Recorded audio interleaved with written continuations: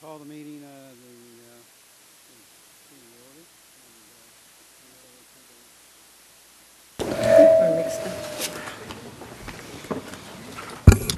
Okay, I'd like to call the regular Camarillo Sanitary District meeting to order and let the record reflect that all the directors are present. Flag salute. Mr. Little, would you mind leading us tonight? Please, sir. Place your hand over your heart. Repeat after me. I pledge allegiance to the flag of the United States of America and to the republic for which it stands, one nation, under God, indivisible, with liberty and justice for all. Thank you. Okay, amendments to this agenda? There's no amendments. Public comments for the Sand District? Seeing no one come forward, let's go down to the consent calendar items. Move the approval of consent calendar. Second. So motion to second. Any further discussion? Hearing none, please vote. That passes unanimously. All right. Let's get down to comments from staff. Any I comments do not have any comments. Tom, do you? from staff? Nothing? Tom, okay. Any comments from the board members tonight? No. With that, we're adjourned. Thank you. All right. Call City Council to order. The records show that all members are present. And first item, is there any amendments to this agenda? Yes, we do have an amendment, and I believe we're moving the 7:30 presentation to the 5 o'clock for the university. Yep. Okay. That's 2014-15 City of Camarillo California State University Channel Islands Scholarship recipients. That's correct. A report on that? Yes, and that would be, we would take that now. It'd be first on your agenda once we complete the Okay, amendments. we'll move down to presentations, and that'll be the first item. Good evening. First of all, thank you so much for allowing us to be here. My name is Eva Gomez. I'm the Assistant Director of Development at California State University Channel Islands. And every year we invite the council members, the mayor, the vice mayor, and city manager to our scholarship reception. But we've always had a conflict, and so I've thought I would bring your students to you. So tonight I have the students that receive the City of Camarillo scholarship here. And with your permission, I'd like them to come up, introduce themselves, and say a little bit about themselves. Please do.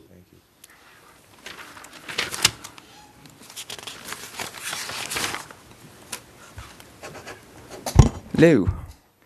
My name is Osimo Galus. I've been living in Camarillo for about half my life now, so that's quite a long time, I guess. Thank you so much, first of all, for the scholarship. It really means a lot. Money is hard for me to come by, obviously, as a broke college student, so this helps immensely, more than you can ever know. I am majoring in psychology and information technology, double majoring, and my passion has been technology, but my life led me toward psychology. I happened to come upon a job as a caregiver, and I work with the mentally ill for about 20 hours a week.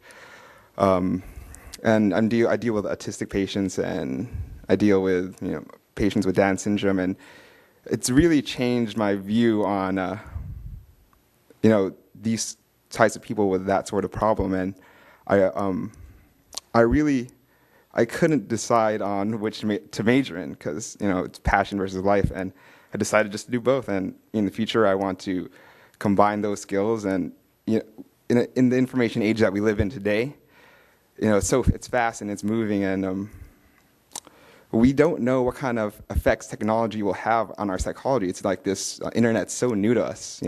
It's only been happening this last 20 years where this boom of technology is hitting us. But what's the effect going to be on our psyche? And that's the field. That's a new frontier that I want to challenge myself with and be a part of. I want to really further my education, get a PhD in psychology, and challenge myself through that. So thank you for listening, and thank you again for the scholarship. Congratulations. Congratulations, yeah. Could I ask you what class you're at? I am a junior in. I'm a junior. Junior? Yeah. Okay. Third year. Any other questions? Well, thank you very much. Well, one question, one comment.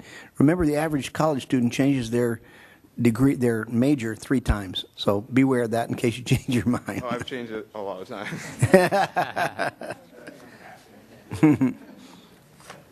Yes. Hi, my name is Courtney Rudolph. I'm a freshman at Channel Islands, so the class of 2018. I'm a liberal studies major, and I'm also planning on majoring in Spanish. I've been babysitting since I was 13 years old, so I've known that I've always wanted to work with children. And when I went into my freshman year of high school, Spanish just really stood out to me. It was the class that I really excelled in.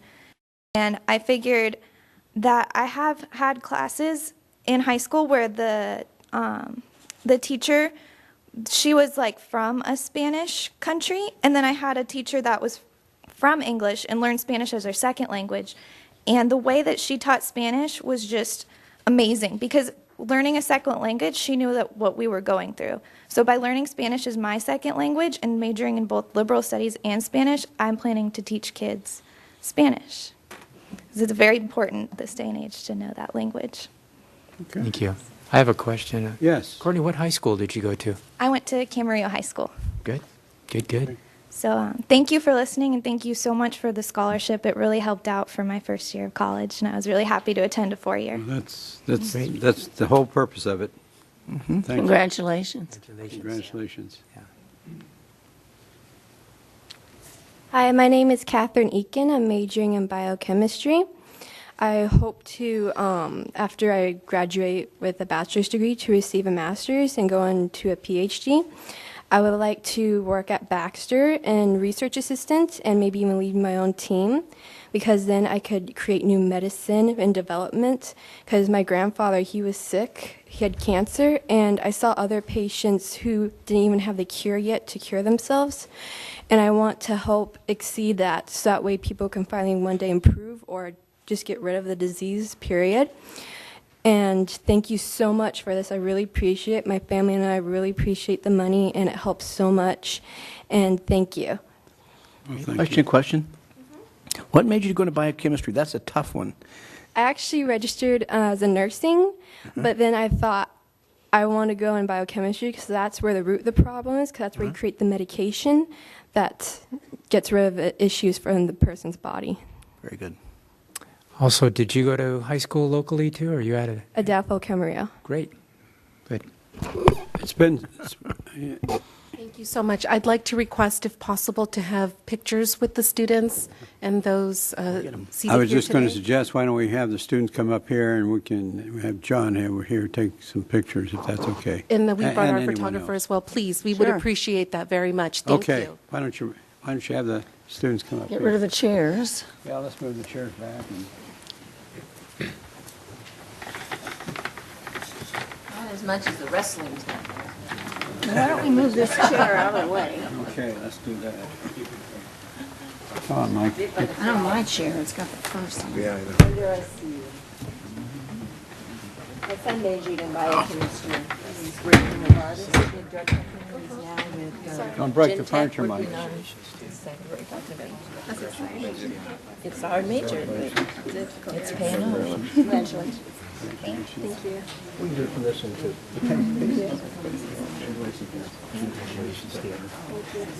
Can we have you guys all step forward here? Forward? Yes, forward towards me. Towards me. Yeah, I won't bite, I promise. Well, you don't want us against the wall, is what you're trying to say. And everyone here, just rotate to your left a little bit, 45 degrees. And everybody do the opposite. That's right, Yep, okay. Exactly. Yeah. And just push back a I little bit. used to know just what my move back left a little side bit. was. Just move back towards, there you go. Perfect, good. Glasses off here. Don't give me any shine.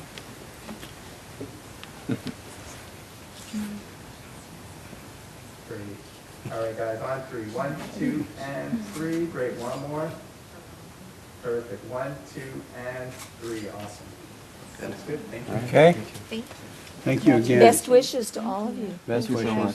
Good presentations too, very good. That's got a long way to go. Very much. Oh yeah. Been there, done that. I'm not going to say I'm going to get it right. You have your name on it? This is Bill's. This Bill's? This Yep, is Bill's. this is Bill's. How do you know that? Because I Got the took name it, on I it. know where I put it. Charlotte has a purse on hers, so I knew that wasn't it. Well, that's true. Thank you. See you later. Okay.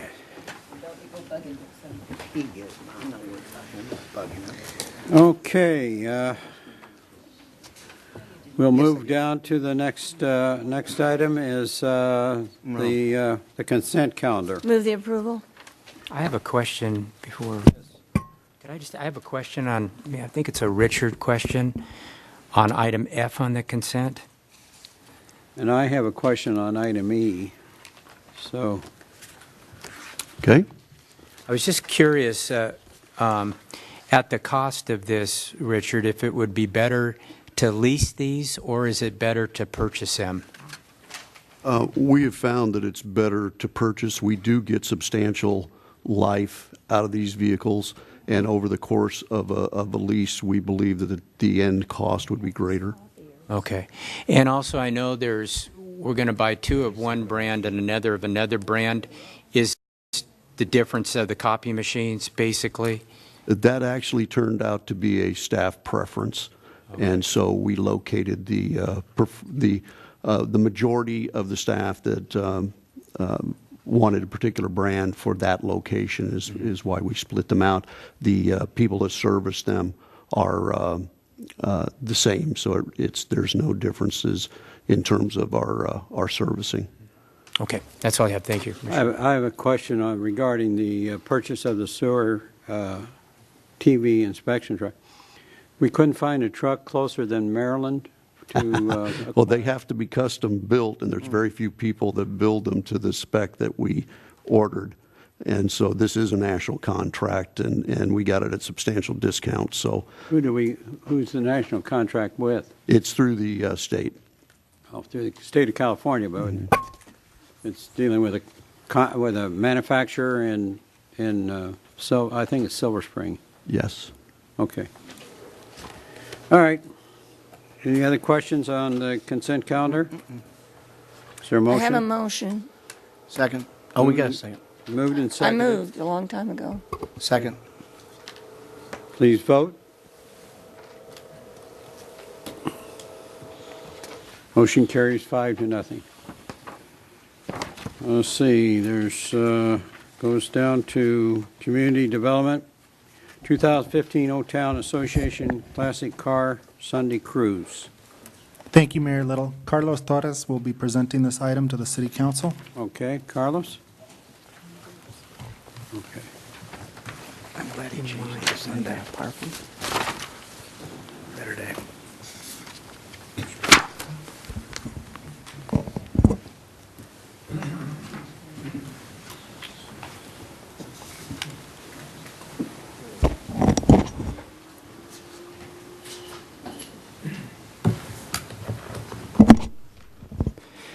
Good evening, Mayor Little and members of the City Council. As soon as the PowerPoint is ready, we can go ahead and start on the presentation.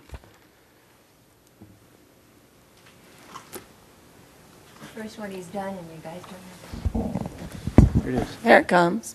In the meantime, I also wanted to point out that Mr. Boring from the Old Town Association is here, and he has some comments to share after Mr. Torres' presentation. We got a blue card for him.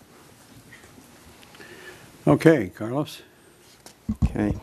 The Old Town Association has applied for a special event permit for their 6th annual Classic Car Cruise event. This year, the association has changed the date and the time of the events and added an additional date.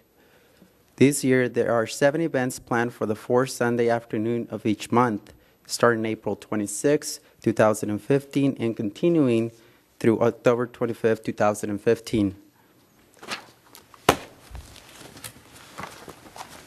In the previous years, the event was held on Friday evenings. This year, the event is proposed to be held on Sunday afternoons from 1 p.m. to 5 p.m. Setup and takedown hours will be from 9 a.m. to 9 p.m. The applicant feels that the change will help bring more activity to the Old Town that was not previously there. The proposed special event permit includes the request for the use of the parking on the former courthouse and the Studio Channel Islands parking lots, and the street parking on Ventura Boulevard between 3rd and Elm Streets during the event hours. As you can see on this aerial shot, you can see the proposed locations for the classic cars to be parked, which I'm going to point to it. It will be on the front of the building of the old courthouse building, and also on the front of the Studio Channel Islands, and also within the property of the school.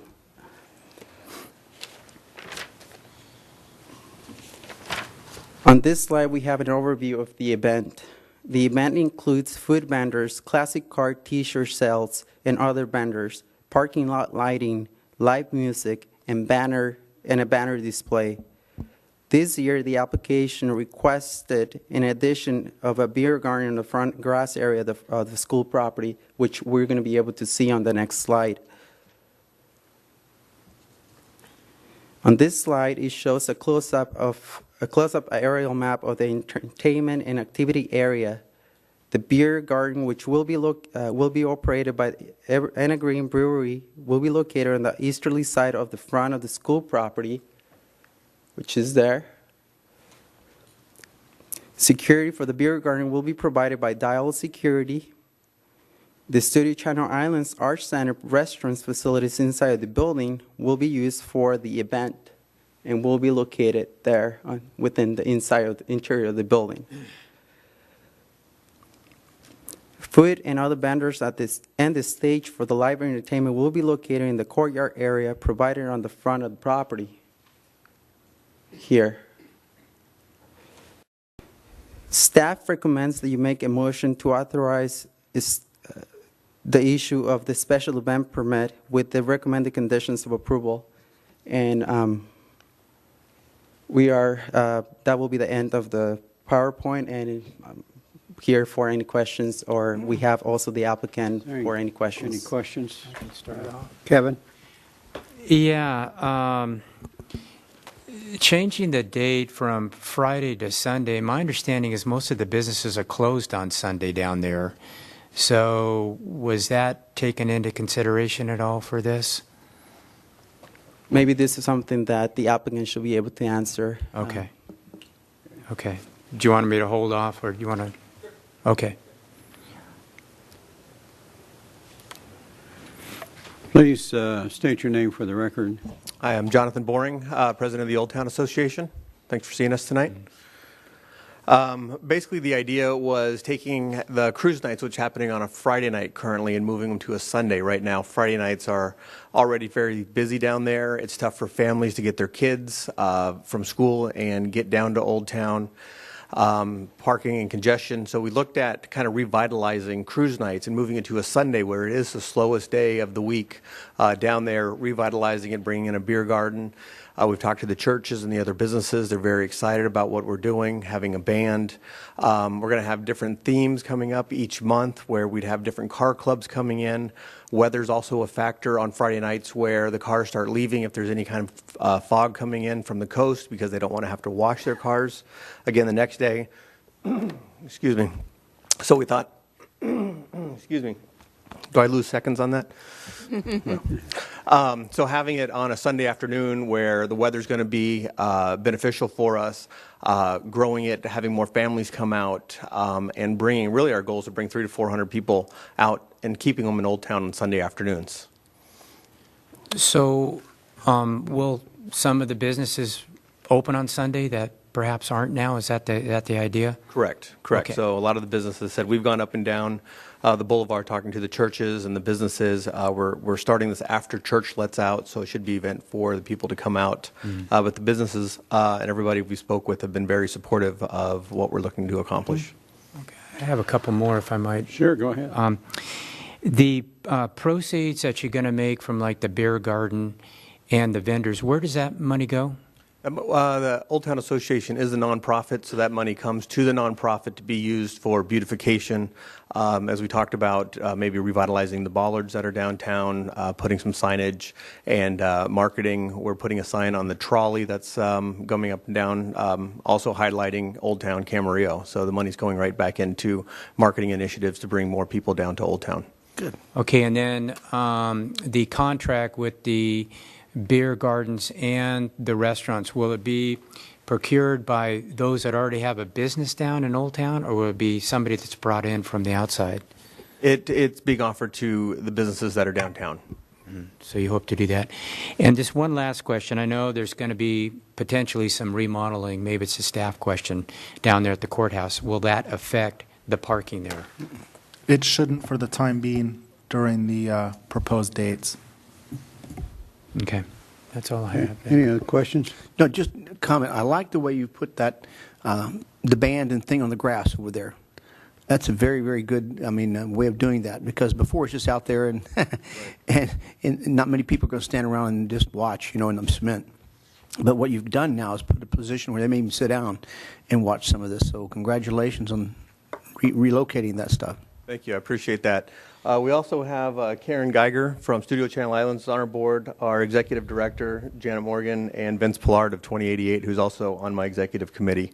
So they're here as well, and they've been very instrumental in helping pull all this together, so it wouldn't be possible without them and other board members. Well, one more question. Yes, sure. Since it's in the middle of the day, and usually the worst part of the afternoon is like 2, 3 o'clock, 3:30ish is hottest. Are you going to put up any kind of like tents and other places where people can stand around or can get some shade, or encourage the cars to put one around them or something like that? We'll have some pop-up tents and we'll have some vendors there, and there's plenty of shade depending on where you're at and where the sun's hitting in Studio Channel Islands, because there is that big overhang right out front. So we can also take that into consideration and take a look at putting more of those out. Okay, good. Yes, Jan? Since Studio Channel Islands is involved, I'm assuming you've had this discussion with them, and this isn't going to interfere with any of their proposed Correct, yeah. events or anything else. Karen's on our board, and she's run Studio Channel Islands, so she's been very instrumental and very supportive, because we kind of look at Studio Channel Islands, kind of the heart of Old Town to bring people to, and where you can kind of disperse from there. Because you've kind of grown here, too, as far as your dates and so forth. So, and my only other concern is that normally I don't think of putting beer and cars together. Because you're not supposed to drink and drive, right? We will go to a car show, too. You'll find them. Have beer at the Ranch House car show. Yep. No, I don't care what anybody else does. In my mind, you normally don't put beers and cars, people driving together. So I'm assuming that there'll be some kind of, you've got security. Correct. There'll be the typical monitoring that you would do at a restaurant would do, so that we don't encourage people to get in those classic cars and Correct. drive. And we have fencing, and we reviewed all the conditions, and we're fine with all the conditions as well. Alrighty. And at the cruise night, they don't cruise. That's where they park. Well, yeah, but they got to get there. And Hopefully they won't be theoretically, they're going to go drinking before home, they get there. right? One thing you're going to find, though, is you're going to find people standing near their cars all throughout the event. The people being in those beer gardens are the ones that come to listen to music and eat there. So that's who will be in that beer garden mostly. Aren't they supposed to come see the cars? Isn't that the purpose But of the the cars? people have to watch their cars, too. Typically the people that are bringing their cars, you're exactly right, are standing there talking to people about their cars, Exactly. showing it off, and then the food and the beer is just additional items to help attract more people to come down in the band. It's not obligatory. Obligatory. Yes. Yeah, Jonathan, just to bring this up, last year I was approached by one of the individuals, and apparently, I don't know if it's been for a few years, but they had a night where I guess they all started their engines up and kind of revved them up and whatnot. And I want to make sure that that's not what this agreement states, that we go forward with this. That's not what we're looking for either. We just want to keep it nice, quiet, simple, and fun. We also raised that with Mr. Boring as an area of concern to make sure they are on top of that. I got a question. You have a place there for vendors. What kind of vendors are you talking about having there? We'll probably have local street vendors, kind of like what we had, not street vendors, but vendors like the Green Goddess, like the people that were at the Celtic Fair a couple weeks ago. Okay. So just different vendors selling different promotional items for I have a themselves. question. Yes, Charlotte. Yes, at any public event in Camarillo by ordinance, smoking isn't allowed. And last year, I went to 2 or 3 of them, and there were a lot of people standing around smoking. What do you plan to do to keep that from happening? At the cruise nights they were smoking? We will have to address that, but I hope you do. Yeah, we'll figure something out. And Smoking area can be set aside somewhere. Yeah, this was pretty much all over in that parking lot up there where it, at the top where it says classic cars, the school's parking lot. We're still designing our flyers, so it'd be very easy to make this a no smoking event as well. So we can actually, because I wasn't aware of that last year, but we can actually start putting that on our marketing materials. Thank you. I hope you will. There was one little sign at the very entrance over there on the left last year, and I think that was the only notice to people that it was not a non-smoking event. And we'll also let our board members know that'll be participating, so if they see people, we can let them know that it's a non-smoking event, and if we do have a smoking garden, we'll direct them over there. Right. Okay. Thank you. Anything else? Any other questions? Is there a motion? Move to approve this item with the conditions as presented in the packet. Second. Moved and seconded, we approve this item with the conditions presented. Any further discussion? Please vote. Motion carries 5-0. Thank you. Thank you, guys. Appreciate it. Okay, moving on to city manager, city policy 7.01, general plan amendments, non-city initiated. Yes, Mr. Norman is going to present. Oh, okay. Okay, David. Thank you. On January 14th, the City Council referred to the Policy Committee the question of whether a sunset date should be placed into the policy regulating general plan amendments for non-city initiated general plan amendments to avoid the practice of general plan amendments just continuing on for several years. Both the GPA referrals for Conejo Creek and St. John's were started in 2007, and the one for Conejo Creek continued until the city council rescinded that general plan amendment in the later part of 2014, and then just recently the city council rescinded the general plan amendment for St. John's Seminary at its meeting of March 11th. It's staff's experience that the average referral can be studied in approximately 2 years and sometimes less if the economy is stable, the developer has a good plan and does not change it, the developer's team is experienced and focused, and the developer is responsive to the concerns of council and staff. As a general practice, city staff reports annually to the city council on the progress of existing GPA referrals on or before the second city council meeting in January, when GPA referrals are required to be considered by the city council. The city council has full unilateral discretion in whether to rescind a GPA referral at any time, regardless of the completeness of the environmental document or the expenditures of the developer. The proposed amendments to the policy include the addition of language requiring an annual review of all existing general plan amendment referrals on or before the second meeting in January. Although this has been staff's practice for several years, the committee recommends the practice be formalized by city policy. Second, the committee is recommending the addition of language requiring a review of each general plan amendment referral on the third anniversary of its referral by the City Council with an agenda item that reports on the status of the referral and presents a suggested action to either continue the study of the general plan amendment or rescind the referral. And then finally, we have added the clarification of language to update the language to current practice, substituting shall for will.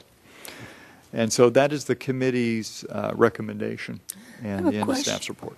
Yes, Charlotte. Yes, the triennial review, how will that report differ from the annual review?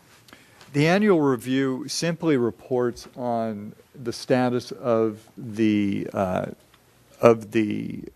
current GPA amendments, but does not pose the question as to whether to rescind the amendment at that time. It still allows for the developer to continue to process the GPA. And triennial, does that mean at 3 years and then at 6 years again, or is this just at 3 years? Just at 3 years. I would personally recommend every 3 years. So if I am to understand that correctly, let's say it's the third year, and you are at that decision point, and the city council decides to continue processing the GPA, and for some reason it's continuing on to its sixth year, you would want it to come back at a decision-making point again. I would think so. I mean, we've had 2 in the past year that went past 6 years. So that's my reasoning. Any other questions? Just one. The one-year thing to review, it costs money for builders and people in that field to process some major project, okay? If you know that something's happening that you don't like, and after the first year, we could look and say, without causing them to spend a whole lot more money, we could let it know at that time. It's a good way of doing that, whether it should go forward or not. But 3 years, of course, I think that's a have to kind of thing. I think what you're speaking to is council has the discretion at any time to, bring to question a GPA referral if it so chooses. The only point we're making with the one-year review is to simply bring the council up to date on the status of the study of the I agree GPA. with you. That's a good idea. Well, the one-year review's been in practice. That has always been our practice. Right. I thought I heard 3 Charlotte years. say she referred 3 years, and I went, Well, it does. Well, it Read does item say F. that after the third year, on the third year, there would be a formal review of it, and the question would be asked, do you want to continue it or not? That's not true of the first year. That's first the year's good to difference. give us a report, though.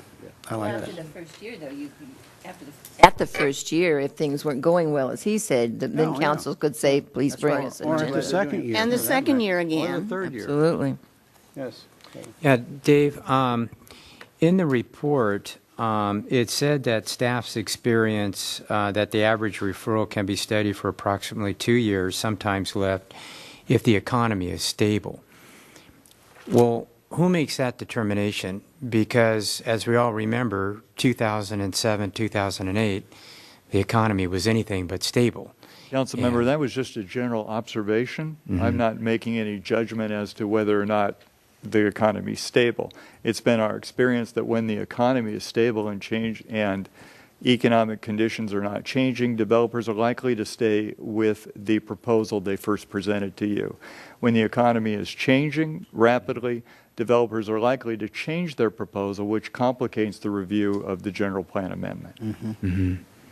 Yeah, this my point is that there were some very unusual things happening back in 2007 and 8 too with the economy. That's one of the reasons why these two projects, quite frankly, were on the books as long as they were. And that, we hope that doesn't happen again, but, you never know.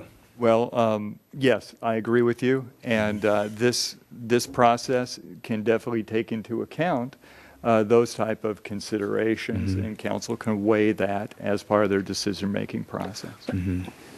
One of the things that affected that too was the CEQA process, where we had to come through and answer questions, and they go back and do it again and do it again and do it again, and that continued that project for a long time. How long do you think it took from the time they started the CEQA till the end? How long do you think Which that took? project?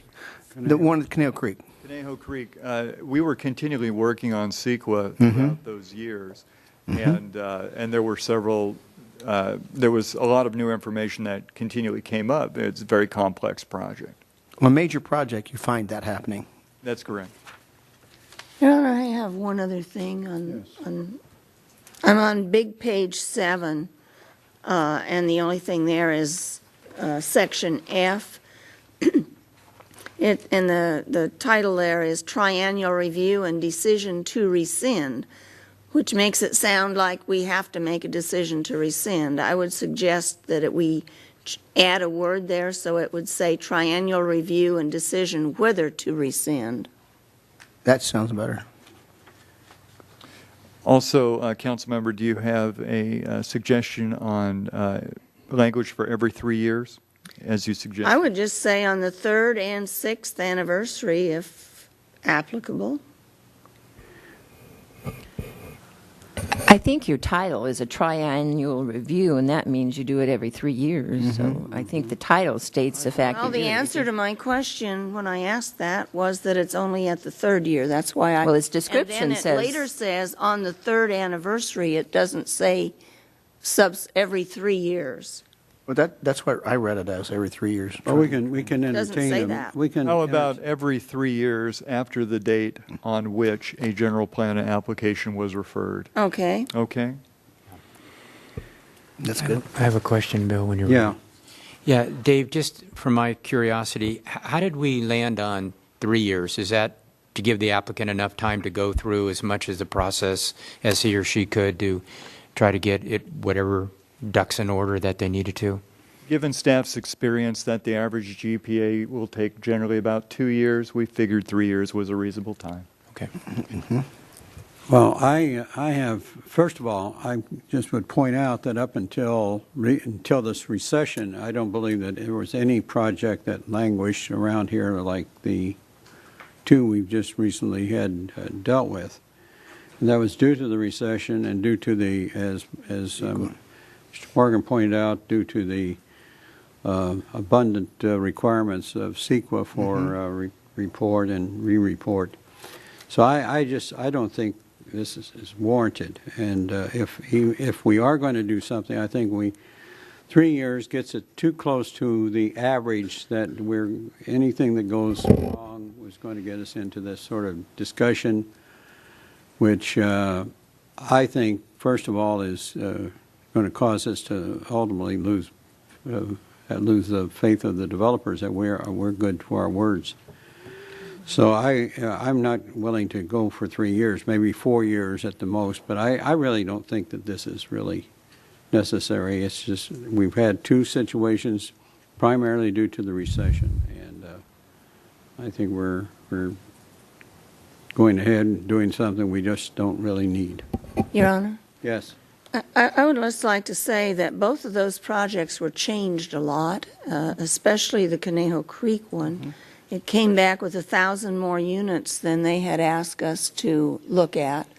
And I think that at the end of 3 years, and then again at maybe 6 years if it's still in the planning process, we have a chance to actually officially find out if they've changed it and we can kind of all get on the same page. So I really think I think the committee came up with a good.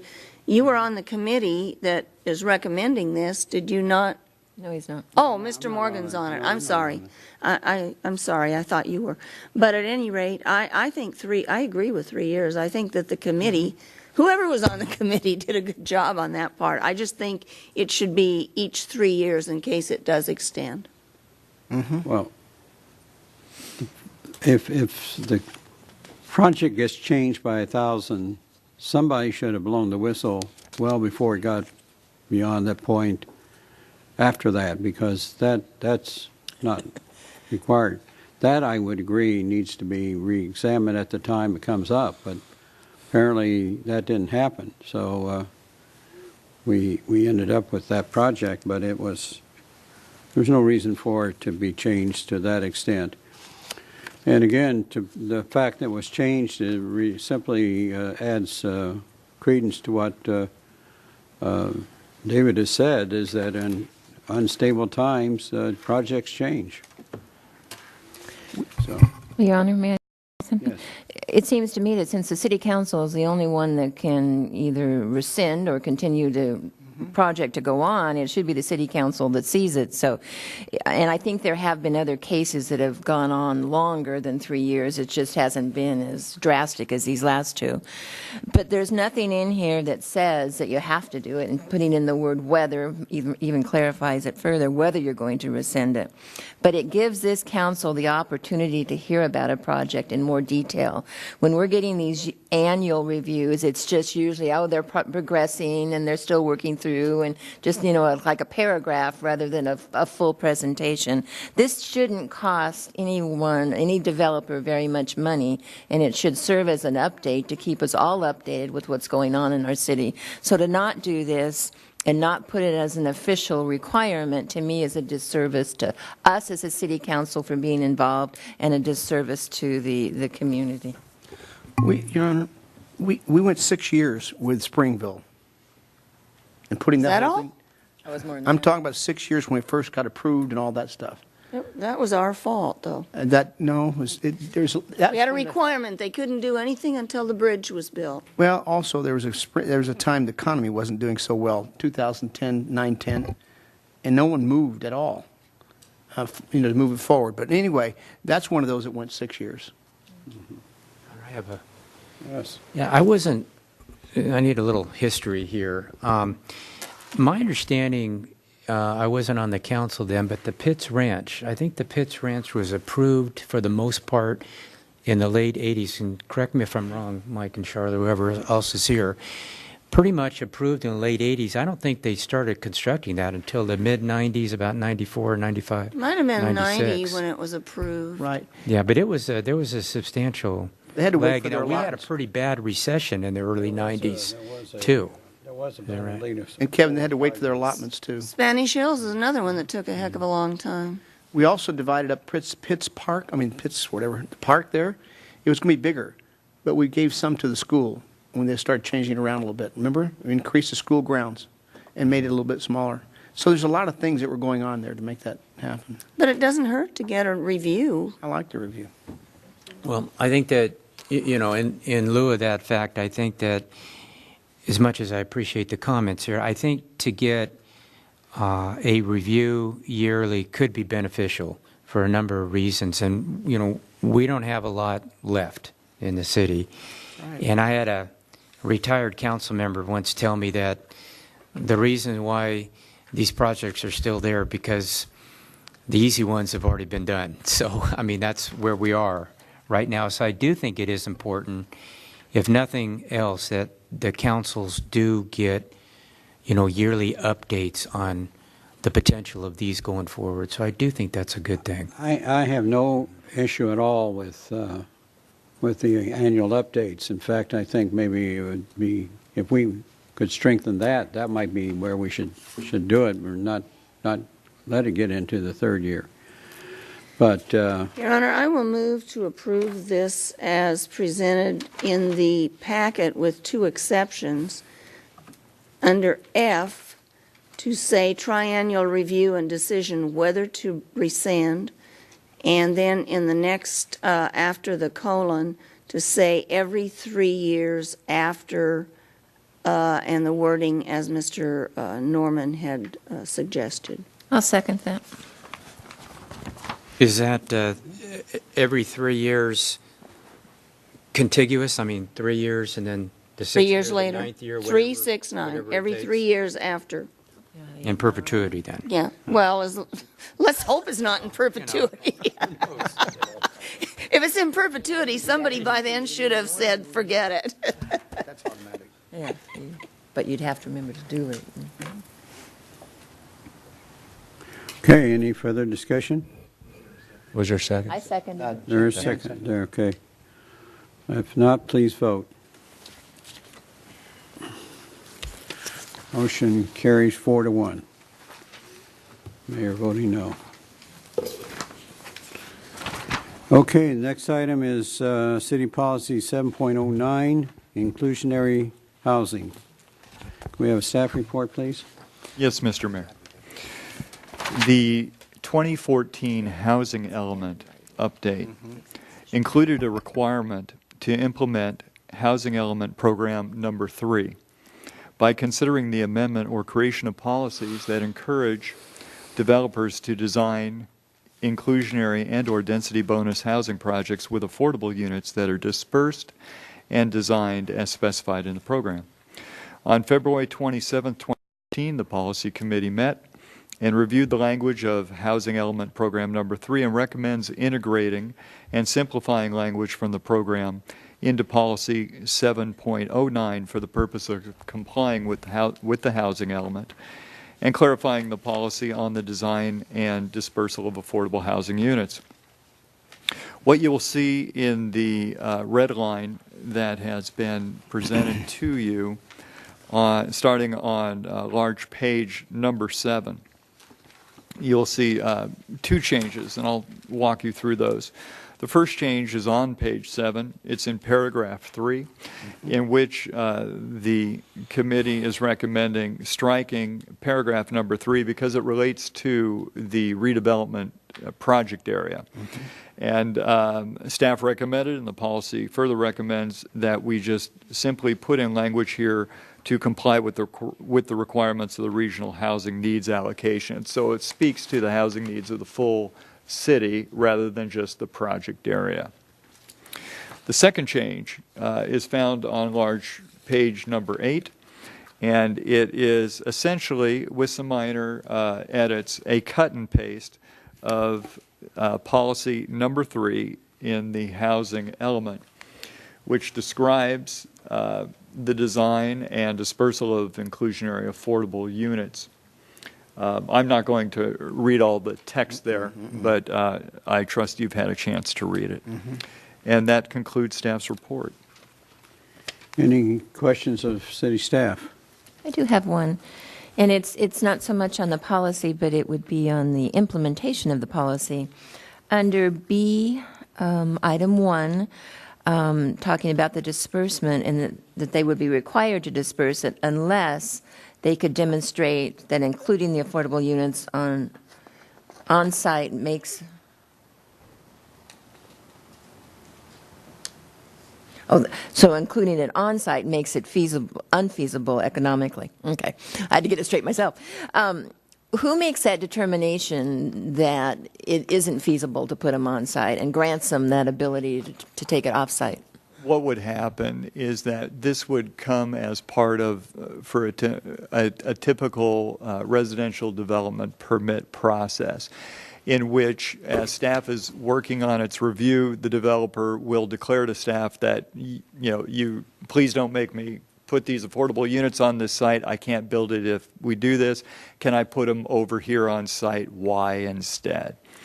And then staff would say, well, we just can't take your word for it. Let's see your pro forma. And so a pro forma would be developed, it would be analyzed, and it would be put in front of the Planning Commission to make that final determination about feasibility based on the financial aspects of the project. And the reason I'm a little concerned about this is that we had one not too long ago where probably in the eyes of the developer it was not feasible because of the type of financing they wanted to use. Right. They later did not do that because there was a little bit of a protest from the city as far as doing that. Yeah. But in their eyes, economically, it wasn't feasible. So that's where I'm just, how do you work through that kind of thing? It wasn't necessarily that it wasn't feasible. It was just more advantageous to use a different type of fund, to cluster all the affordable units, have that project sold to an affordable housing developer, and finance it with traditional affordable housing financing. However, since that project, it's been made abundantly clear to the development community that council's preference is to disperse the units in the project that creates the obligation.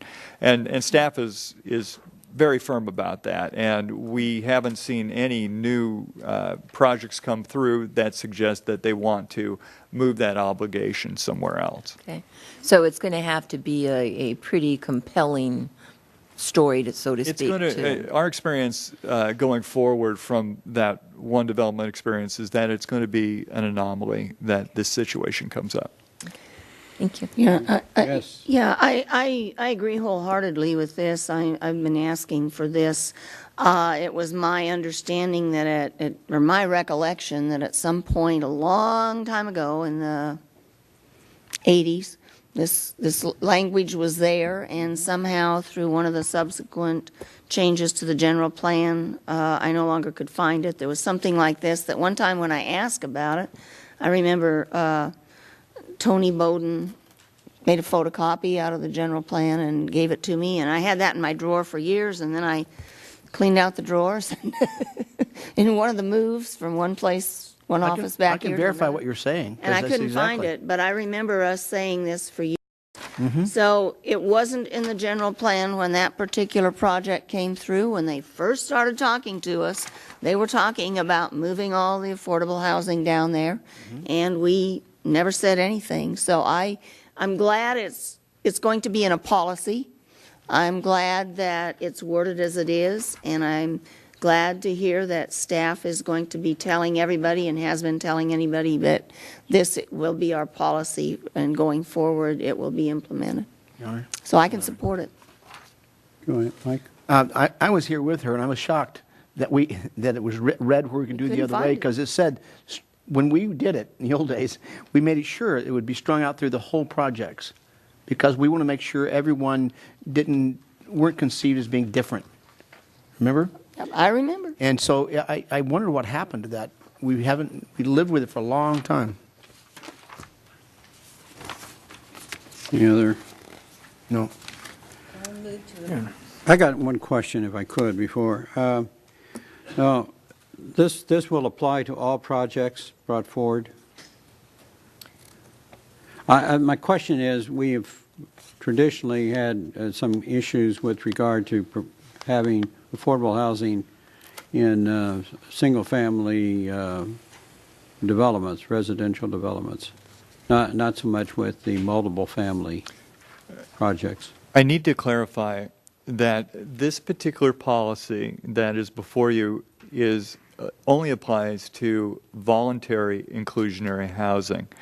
And typically the way that would come about is that there would be a negotiation for the inclusion of affordable units into the project.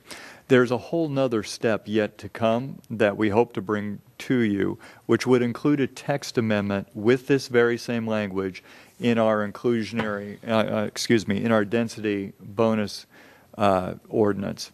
And that is typically what triggers affordable housing in our projects. So you will have it in two places and for two very different circumstances. In other words, this is based upon an incentive That's correct. situation where, Yes. where a developer offers this in exchange for density or whatever. For example, the Springville specific plan is very much a negotiated inclusionary housing, has a negotiated inclusionary housing policy in it. Because we don't do many large specific plans, we don't really have a lot to work with, and so usually affordable housing is triggered in our smaller projects by the density bonus law. And so this language will be incorporated as a text amendment into the density bonus law. Okay, thank you. Anyone wishes, Jan made a motion, I'll second it. you want to make your motion? I thought you two Oh. did it already. No, it's just. Well, I will say it with my mic on this time. I move to approve the amendments to the City Council Policy 7.09, inclusionary housing. Second. There's a second, and moved and seconded. Any discussion? Please vote. That motion carries 5-0. Okay. Well, that gets us down to agreements with Cosmont Companies and Cosmont Realty Corporation.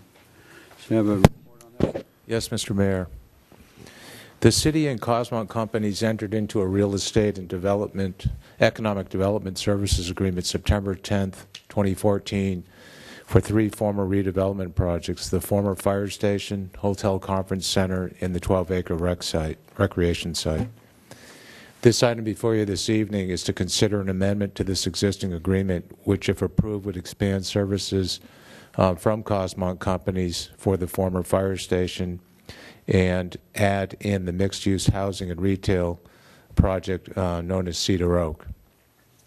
In talking first about the fire station, the current agreement for the former fire station has a time and material not to exceed budget of $10,000 for limited services, including project information gathering, initial value assessment, marketing, developer meetings and interviews, and financial analysis. With this amendment that's proposed, we would add full services, not partial services anymore, but complete the services. There'd be expanded marketing, full financial analysis, a request for qualifications, reviewing those middles for RFQs, ascertaining a development agreement, and paying for any buyer's broker commission. So, and this would be done for a flat 5% commission for both the seller and buyer's broker, including the full service level for all real estate services. If you break down the 5% commission in terms of dollars, the current market value estimate with our long-range marketing plan, or our long-range marketing plan, LMP or PMP, the value was $620,000. If you do the math at 5% commission, it's about $31,500. 31,000 rather, at 5% commission, assuming the market value. This would be $15,500 if the commission was split between a buyer and the seller brokers. And comparing this to the current $10,000 budget, there'd be an upcharge of $5,500. And for that extra $5,500, you would get a number of expanded real estate services. So I think it's the right way to go, and staff recommends the additional upcharge to get the full services to consider a restaurant use. So that's one amendment. The other amendment is a little bit more straightforward. The Cedar Oak retail housing project, affordable housing project, is not currently included in the Cosmont agreement. And for a $10,000 budget amount on a time and material basis not to exceed $10K, it would include expertise from Cosmont to go through the pro forma, which frankly we have a gap after several meetings, to look for the numbers to be accurate, reliable, valid, and to also come up with some ideas, creative ideas possibly, on how to close the gap so that we can finish the project and get the agreement going. So those are the two amendments, and it's not a lot of dollar amount that we're talking about here, but I want it to be very, very sensitive to the community in terms of what we're doing with real estate and what we're doing going forward with these projects. And that's my report. Okay. Any questions of the city manager? I'm going to put it in the form of a question. I have a concern, and I'm going to ask as a question. It seems to me that we need an update on what's going on before you're asking us to do something else. We haven't heard what Cosmont has done to date. And I can provide that now, or we can. Well, it seems to me that should be an agenda item. We should have some kind of a discussion on where he's going and his thoughts, and decide whether it's even working for us, because we don't know that. Specifically, these two items, Cedar Oak, what I previously said is the update. We're trying to close a gap with the pro forma, and bringing Cosmont in would be to provide that expertise to help us close that gap. So you have a developer. That's the last I heard, is we had a developer who was interested. Mm-hmm. And so we're going to pay Cosmont $10,000 to come in and try to figure out how to make that deal work? We're not going out and getting a different developer. No. Is that what you're telling me? No. We're very, very close. We need to substantiate the pro forma, the numbers that the developer has submitted. And it's not just the construction costs and the profit line. It's his expertise in understanding how the financing works now in the financial markets, the private markets, what the cap rate is for a mixed use versus in an all housing use, or going up another story. We can't do that because of the parking limits, but really substantiating what the actual detailed numbers are, if they make sense. And then come up with an idea or two, possibly, if we cannot close the gap, on how to approach the project differently.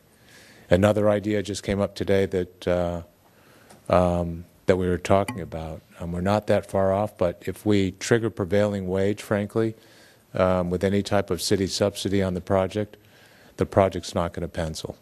And it's a big challenge. You didn't have to pay him $10,000 to know that one. No, and we're not paying him $10,000. It's a time and a material. They're very reasonable in terms of keeping track of their hours. We've worked with them a couple months now. They're very ethical, very professional about their charges, and I think it's very, very, very good value. We have some constraints on the property, as you know, with the types of bonds we purchase the property with. We're pretty much locked into affordable housing, which lowers our rents, which doesn't help with the financing. You pay more of a premium, and it doesn't help with the overall profit with lower rents and construction and a lot of the administrative costs the same, it's hard to balance the project, so it makes sense. We, in essence, we need his recommendation on some of those items. Yeah. And that's why I think it's worth the money. Yes, and if look at it, analyze it, and see if there's other recommendations that can be made. Yeah, if it wasn't Cosmont, we would recommend another consultant, and I think this is a very reasonable cost. Because someone in all of these types of projects, when you get down to something, even if this did pencil and it all made sense, we would still run it through the consultant to know that the city's getting a fair deal, a good deal. So it's up to $10,000. It's up to 10, correct. Charlotte? Yeah, I agree with Mike. I think that these things have languished for long enough, and we need to, the Cosmont companies have a lot of experience in this, and I mean a lot of experience throughout I don't know, maybe the state, but I do know Southern California, and I think that for a reasonable amount additional, we can get a lot of advantage from their experience. Exactly. Kevin? Yeah, so Bruce, what's before us tonight is basically the former fire station and the Cedar Oak projects. Correct. And that's just to do an analysis on both of those, a little bit different to Cedar Oak, to see if the performa can get that to work. But the fire station, I just want to make sure I'm clear on this, we're not selling that to Cosmont. Is that right? Cosmont is merely going to do an analysis and see if what the potential usage will work at that location? That's correct. He will take on a real estate broker role, legal role, and we will be listing essentially our property that the city owns with a real estate broker for sale. And he will market, but he'll do more than that. He'll market, he'll bring the project actually to fruition, where we'll come up with a developer's agreement, and it'll go through the pro forma. If we can find someone qualified and interested, which the cities will have that approval and the council will. So he will do all of that for a 5% commission that he more than likely is going to split with the buyer's, the developer's broker. If that does not come to fruition, then the agreement also says that for the same agreement, we would come back to council and think of a different non-restaurant use or commercial use. We've had that discussion, and it would include what we just talked about, the 5% commission. There would be no additional charges. It's a flat fee. It's a lump sum. And the council will still be, after their report is completed, the council will still hear what the potential opportunities are. Yes. Is that right? Yes. Okay. And the reason we can give you, and we will give you, if that's your direction tonight, updates on all of these projects, the hotel conference and the rec site. Some of them are a little more sensitive because we're talking specifically with certain names and numbers. But these are, we're really getting into the due diligence and the details and the real nitty-gritty right now. We're working away on these. We can report out. We'd be happy to do that. But we don't have groundbreaking dates and those types of things. I would hope that we would get, reports on the hotel convention center, and that's what's happening with it on. All of them. Yeah. Make that conference center, not convention. Conference center, yes. I don't think we should delay this. I think we should vote it up or down, but I do agree with Councilwoman McDonald, and that is that we need an update on all the projects, and if we could get that Sooner or later. maybe just as a enclosure in our weekly information. Sure. I wouldn't want that to hold up tonight's I don't decision, think, though. Yeah, I'm not talking about having an agenda item, but having it just a written update as to where we are with all the projects. Okay. May I ask one more question? My understanding on the fire station was that what we had contracted originally was he was supposed to do some sense of analysis of it to whether to even go forward. So he did that piece of it. So now his feeling is we need to go out and market it. Is that, so we're kind of in step 2 then? Yeah, we were hoping for a quick hit, so to speak, with the fire station, former fire station site. If he had contacts and there were restaurant developers that would come in pretty much quickly and start a process and come to terms with an agreement.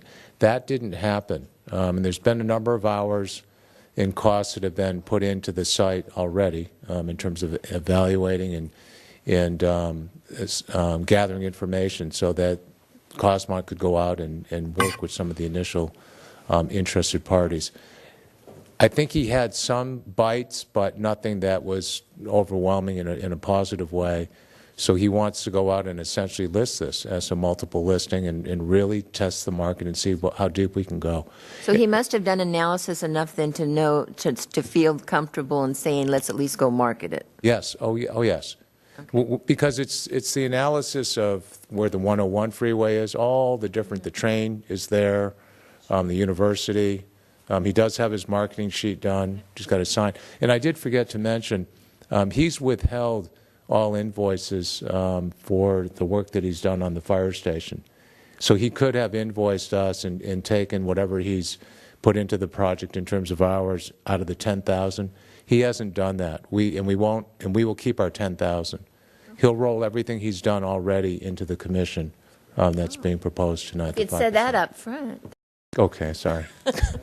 Okay, what's the pleasure of the Move to council? authorize the city manager to execute the First Amendment with Cosmont Companies and exclusive authorization to sell with Cosmont Realty Corporation.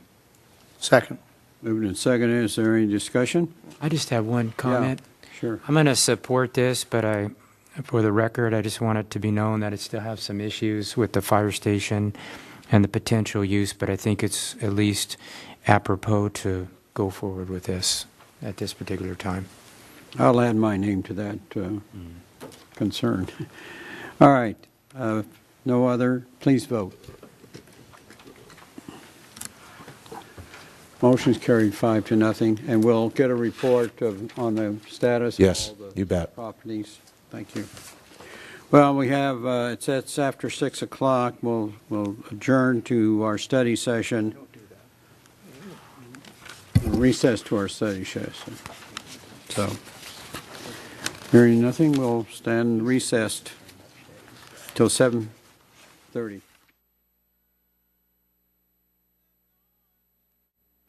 Call the City Council of Camarillo back to session. Have the roll call, please. Councilmember Craven? Here. Councilmember Kildee? Here. Councilmember McDonald? Here. Vice Mayor Morgan? Here. Mayor Little? Here. Mayor Morgan, or Vice Mayor Morgan, would you lead us in the flag salute? Everyone, please stand. Hand over your heart. Ready, begin. I pledge allegiance to the flag of the United States of America and to the republic for which it stands, one nation, under God, indivisible, with liberty and justice for all. Thank you. Okay, we've done our presentations at 5 o'clock session, so we'll move on to the agenda. The public safety, public comments. We have several cards here. First one is Jill Ingram. Jill?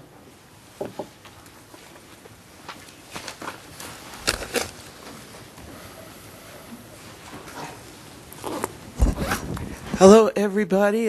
Thank you for having me here. This is my second appearance. The last time I was here a couple weeks ago, Verizon had a lot going on, and I came too late to submit appropriately. So I'm here for two reasons. The first one is a local issue, and Mike Morgan told me Bill Little could probably do this, and that is a commendation for our favorite Ralph's grocery manager, Ted Murray. And the reason I want to do this by way of our community is that when I have been a volunteer for Mike Morgan in the Fiesta for about 5 years or so, I'm also a volunteer at times for our county animal shelter, and so I solicit certain businesses or restaurants in the community to help. And Ted Murray from Ralph's, he's always right there. He's contributed gift certificates for the Fiesta, for also the RAIN project, which I used to try to fundraise for via a church. And the one time for the animals, he actually couldn't because his budget was already exceeded. And it was like, he was so sad he had to refuse me, but that's one time out of, I don't know, 6. And everybody loves Ted, and I love Ted because I play a lot of jokes on him, and he's a great sport. And in brief, that's all I want to say about Ted, and I hope this will work out because his boss at Ralph's knows about it, and we want to really embarrass Ted and make a big to-do over it. So I hope, in a good way, it's a good thing, because he deserves props. Okay, second topic. I wanted to do a benefit. I am a volunteer now officially for Ocean Futures Jean-Michel Cousteau Society, which is headquartered in Santa Barbara. And I've got my own private business called Paparazzi Productions, where I could procure music and entertainment. So I've been working with them for a couple of years now, actually. And if need be, I was told I could probably rent and produce an event at the Camarillo Ranch, so that's possible. He is deploying a brand new movie in IMAX film, and they'll be gone for about a month. His deployment involves going to Montreal, Quebec, Canada, Vermont, some other cities back east. It's the first leg of the tour for publicity. And I've been to a benefit at the Cates School that he did to raise money for one of the people in his staff's kids. And they did something akin to a silent auction. He autographed books, and Trader Joe's contributed a lot of free foods that people could have. And I said, I could get you music, So since I was 5 years old, I had 3 idols, and this is a God's honest truth. His father, Jacques Cousteau, Soupy Sales, of course, and Leonard Bernstein. And I hope we could do something, by way of our community. Thank you. Thank you, Jill. And by the way, I just want to make sure that the mayor knows, I told her I can't do that. You have to talk to the mayor about proclamations. Exactly. Thank you. Thank you very much. Thank you. Next one is Barbara Williams.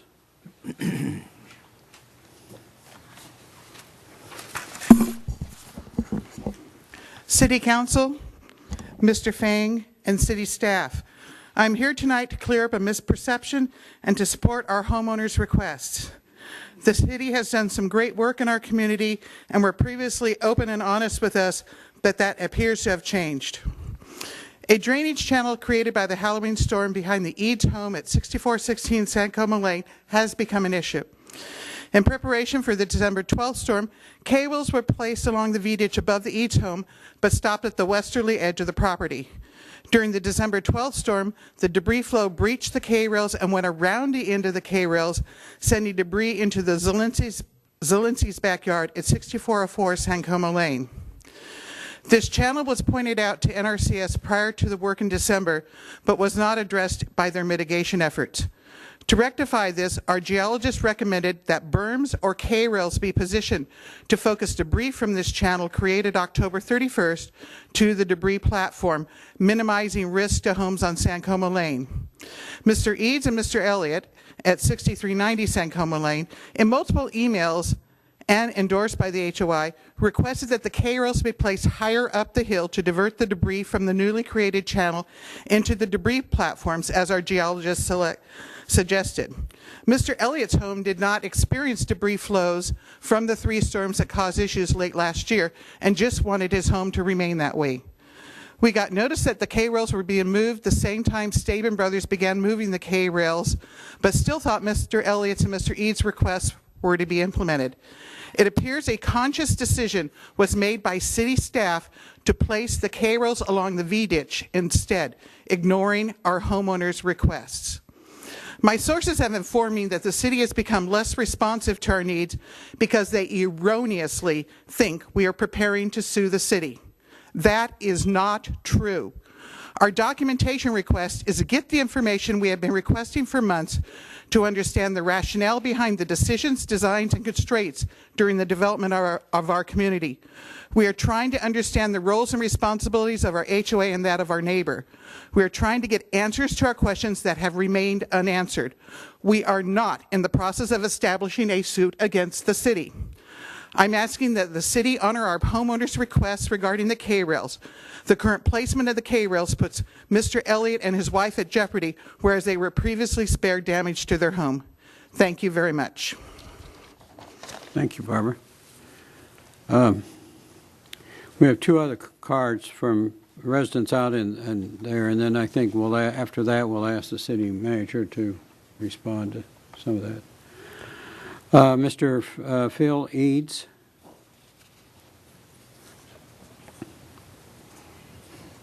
Good evening, council, mayor, staff. Thanks for the opportunity to speak. I'll echo pretty much what Barbara just said. You know, we've had quite a bit of debris in our yard, in our house and everything. We're in the process of clearing that out. Obviously, no one wants to go through this again in the future. You know, what my biggest concern is going forward, you know, how do we proceed? I mean, our intention is to simply rebuild, do what we need to do to maintain the place and go forward. But Mr. Eads, can I interrupt you a second? Are you one of the red line houses, red tagged houses? We're actually yellow tagged. Yellow tag. So both sides of us are red tagged currently. But anyway, we're us and the Zelenskys. It's basically our place, and then Zelensky, and then Ted Elliott's the one on the corner. And so we're in the process, Zelensky's, and we're in the process of clearing right now this week. But you know, again, the future is really the concern to me. We need to understand what is going to be done going forward, and I've had conversations with many of you, or several anyway. You know, what's the long-term global solution to this? And obviously, if we get 9 inches of rain in 4 minutes, it's, you know, there's probably no solution. But I've seen plans. There's been reports, plans talking about debris walls up by the V ditch above our house, other kinds of things like that. The consultants that we've had out at a couple of the city hall or town hall meetings have described berms and other things that could be implemented up above. And I realize and appreciate the fact that a lot of money has been spent to create the debris platforms up above the Needhams and on the other side on Gaetano. The problem we have is that we're directly affected by the runoff from straight down the hill. It's very clear if you're out there, and I know many of you have been out there, that you have the big pile of rocks that came from kind of up San Como Lane. That's a different flow from what's in our yard.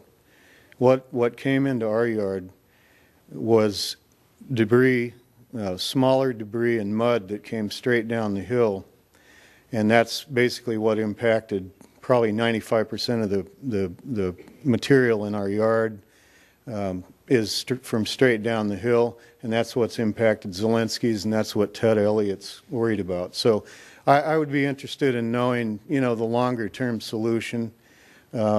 Is there a plan, and you know, what is that plan? Thank you. Thank you. And we have the next card is Mr. Ted Elliott.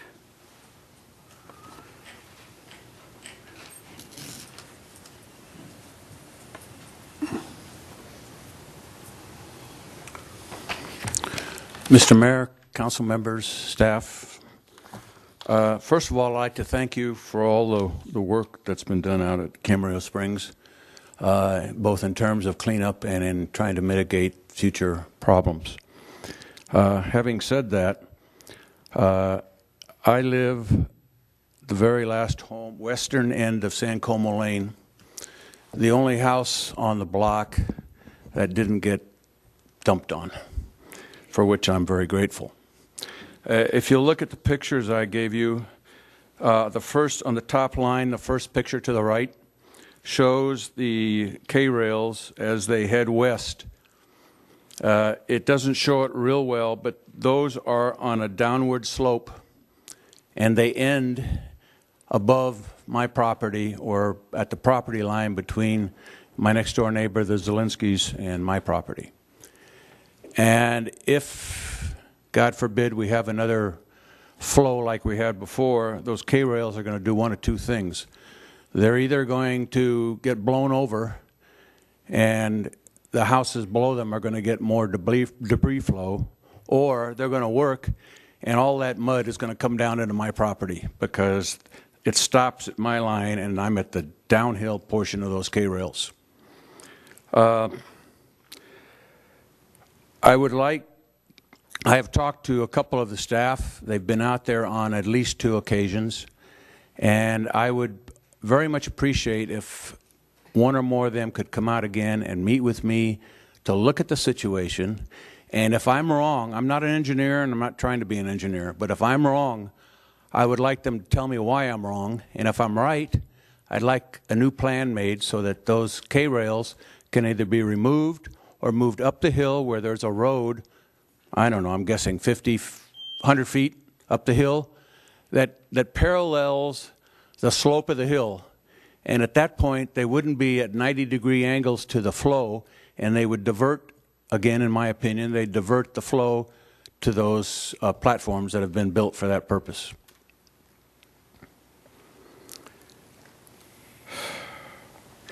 I believe Barbara and Phil have covered everything else. I feel very lucky that I haven't gotten this mess, and the last thing I need or want is to have all this diverted onto my property or onto my neighbors again. It's not a fun thing to go through. Thank you. Yeah, can we ask a question? This not for you, Sure. Of the staff. Yes. Excuse me. Go ahead. I'd like to get an answer, or at least be informed about some of that and why it can't work, can work, whatever. Just to our board, so we can see what they're saying. Can that be moved up? Can this be done that way? I'd like to get some of those answers if we can. Can't do it today. Yeah, we'd be happy to look into the number of issues. It sounds like it's more the K-rail design Yes. that we're left with, and we'll look into those items. Because it seems like it ends right there. If his property's right below, he's maybe correct. I don't know. But maybe we ought to look at that. I think I've gotten this complaint before and passed it on to someone or another. I can't recall exactly, but Well, now we're doing it officially. it's not a new complaint that I've heard before. I mean, I've heard it, and I thought it had been taken care of. Yeah. Will there be an engineer that would look into this, or somebody that would? Yeah, we currently have a soils engineer assessing some of the soil risk and the debris risk.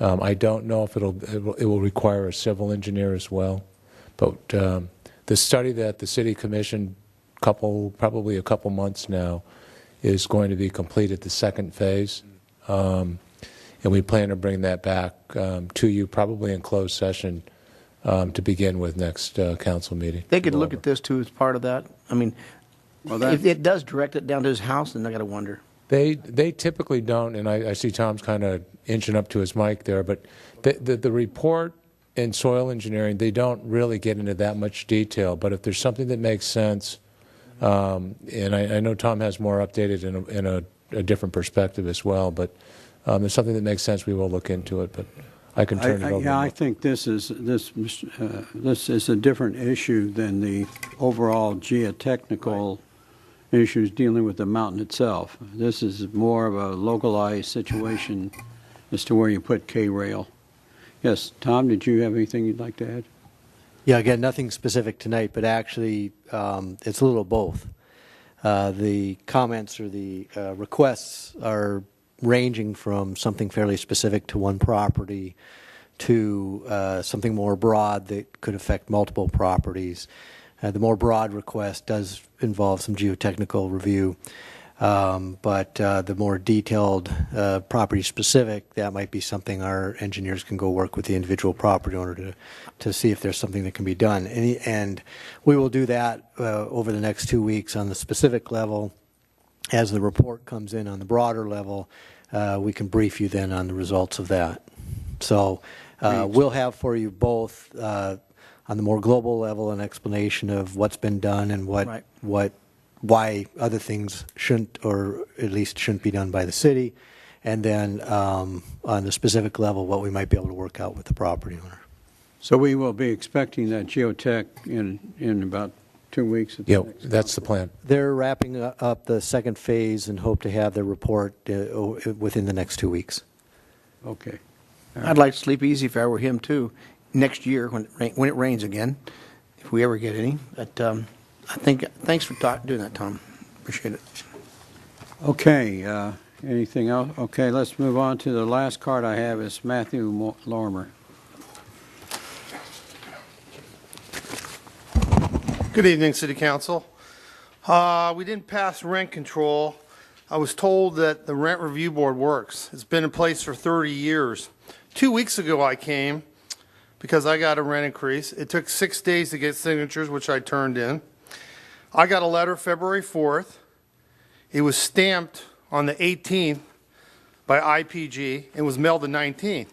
In front of you tonight, we have another rent increase, the same date, February 4th, and this is for Sharon Stout. And isn't this amazing? It was stamped here on the 27th and mailed on the 28th. So do we understand that it takes 30 days for if you want to appeal the Rent Review Board? But if you don't save your envelope and you go by the 4th on this letter, you're out of luck. Because a lot of people throw away the envelope. That's one of the reasons the policy committee needs to look at when we look at reforming the Rent Review Board. If I'm the owner of the park, what I do is I send the letters out later and later so nobody can apply for the Rent Review Board. Nice tactic. But you know something? We're finding out what you do, IPG. The policy committee is going to meet in the morning. I really think it should meet at night. There's people that work. It's unfair. It needs to be at night. People work. I would appreciate if Bruce Fing and the city council would have that meeting at night. People work. It shouldn't be in the morning. That's my opinion on that. I hope you would look at that. Next thing I want to talk about, the governor, $1 billion. The drought is worse. You said this is the worst drought. Remember in June, you can only water 3 days a week. Now the governor is calling for 2 days a week. On and we go. It's getting worse. The problem is the population keeps growing, the water source keeps going down, and we're not getting rain. Yet we keep approving houses. I think it's time to visit. Maybe some of these developments may not be able to go through. I think it's time to visit. As a council, you have responsibility. You're asking your citizens in the community to keep cutting their water use, yet you're approving housing tracts up and down the board. It doesn't make sense. It's not logical. It's not just your city. It's other cities too. I think it's time to visit this. It's a serious issue. It's affecting the state throughout the thing. And again, you're going to be asking your citizens to cut water use again, arbitrarily approve more housing for this community, which is clogging the freeways, which can't be mitigated. And also we have water problems. I think it's something we should look at. We need to consider it. It's not just your city. It's other cities too, but it's a responsible thing to do. It's very important that people save water. They need to do everything they can by lowering the amount of water they use. Obviously, if you look around Camarillo, you're seeing what the effects are by the water being cut. Thank you very much for your time this evening. Do you have any questions? Question? Well, other than if you wait around, I'm going to ask the city manager and his staff for an up-to-date on what we're doing on water and so forth. So, okay. Thank you. And I just have a comment. I'd like to remind Matt, we turned down a project last week based on that. Yes, we also made references to that too, Mike. Thanks. No, you just said we're doing all these projects. You didn't even mention that. Mike, you have plenty of projects you've approved. Let's go on. Okay. Any other requests to appear before the council? If not, we'll close that and move on to the award of community service grant requests for the year 2015-16. Have a staff report? Thank you, Honorable Mayor, members of the City Council. I'll start and then I'll have our Assistant Director of Finance, Mark Uribe, walk you through the proposed recommended applications for funding. Tonight's process represents another step that began several months ago with the city's finance department posting an article in the City Scene announcing the 2015-16 Community Service Grant Program. The article invited grant applicants to attend an informational workshop that was held on December 3rd, 2014. At that workshop, information was provided to 24 people representing 22 different agencies. Potential applicants received an explanation of the relevant sections of the Community Service Grant Policy, highlighting program eligibility, and the anticipated funding for the 15-16 year, as well as relevant dates for compliance. The application deadline was January the 23rd, and we received a total of 18 requests from 17 different organizations requesting a total amount of $100,033. The available funding for fiscal year 15-16 is reflective of two sources. There's a small portion that comes from beneficiaries of conduit financing projects, and that total is $8,500. The balance is a calculated general fund contribution based on our year-over-year assessed valuation, and for the 15-16 year, that provides $51,290. In your agenda report, there is a recommendation to fund most of the projects totaling $53,285. Each of the requests were detailed in a study session that was held on March the 11th, and then earlier tonight as well. At this point, we'll summarize the recommendations for funding along with the proposed use of funds. I'll have Mark walk you through each of the applications at this time. Okay, we're going to do these in two separate groups. The first group is going to be the ones that are not being recommended for funding, and then the second group will be the ones that are being recommended for funding. So in the first group not recommended for funding, we have Camarillo Arts Center requested funding for art education and enrichment to Las Posas and Dos Caminos elementary schools. That was not being recommended for funding. Children's Home Society of California requested funding for an annual training workshop on trauma-informed care and child abuse prevention for child care providers. Was not being recommended. The Studio Channel Islands Art Center requested funding for the replacement of an existing chain link fence with wrought iron fence. That was not being recommended. The Brain Injury Center of Ventura County requested funding to offset costs of a brain injury conference. Was not being recommended. The Kiwanis Club of Camarillo requested funding for playground equipment to be installed at the Camarillo Community Center, and that was not being recommended as well. The last one was the Pleasant Valley Education Foundation requested funding to purchase 8-foot tables for robotics roundup, and that one was not being recommended for funding. Now we get to the applications. Tell them why. Could you tell why these were not being recommended? It's up on the It's on the, reader it's board on there, but the, it's maybe But people at home can't need to hear it because. Okay, let's go back to the Camarillo Arts Center. This was one of two requests that they had made. We did recommend their second request on this one. For the Children's Home Society, this one was not being recommended. They were shown to receive approximately $56 million in funding from federal, state, and county grants, so we did not recommend that one for funding. The Studio Channel Islands Arts Center requested installation of a wrought iron fence on school district property, which the community service policy does not allow programs of other governmental agencies, including school districts. The Brain Injury Center of Ventura County requested funding for a conference which occurs in this current fiscal year and not the fiscal year that this funding process is under review. The Kiwanis Club playground equipment was to be installed at the Camarillo Community Center. Again, the policy does not allow programs of other governmental agencies, including special districts. This land would have been in the Pleasant Valley Recreation and Parks District property. The Pleasant Valley Education Foundation, being a foundation, the policy does not allow funding for foundations connected with or established to support public agencies. So now we get to the applications recommended for funding. The first one is the Adolfo Camarillo High School After Prom Safe and Sober event, which was being recommended for the full amount. The Boys and Girls Club of Camarillo requested funding to purchase, install exterior and exterior LED lighting. That was being recommended for the full amount. The Camarillo Arts Center requested funding to purchase and install interior and exterior LED lighting. That was recommended for the full amount.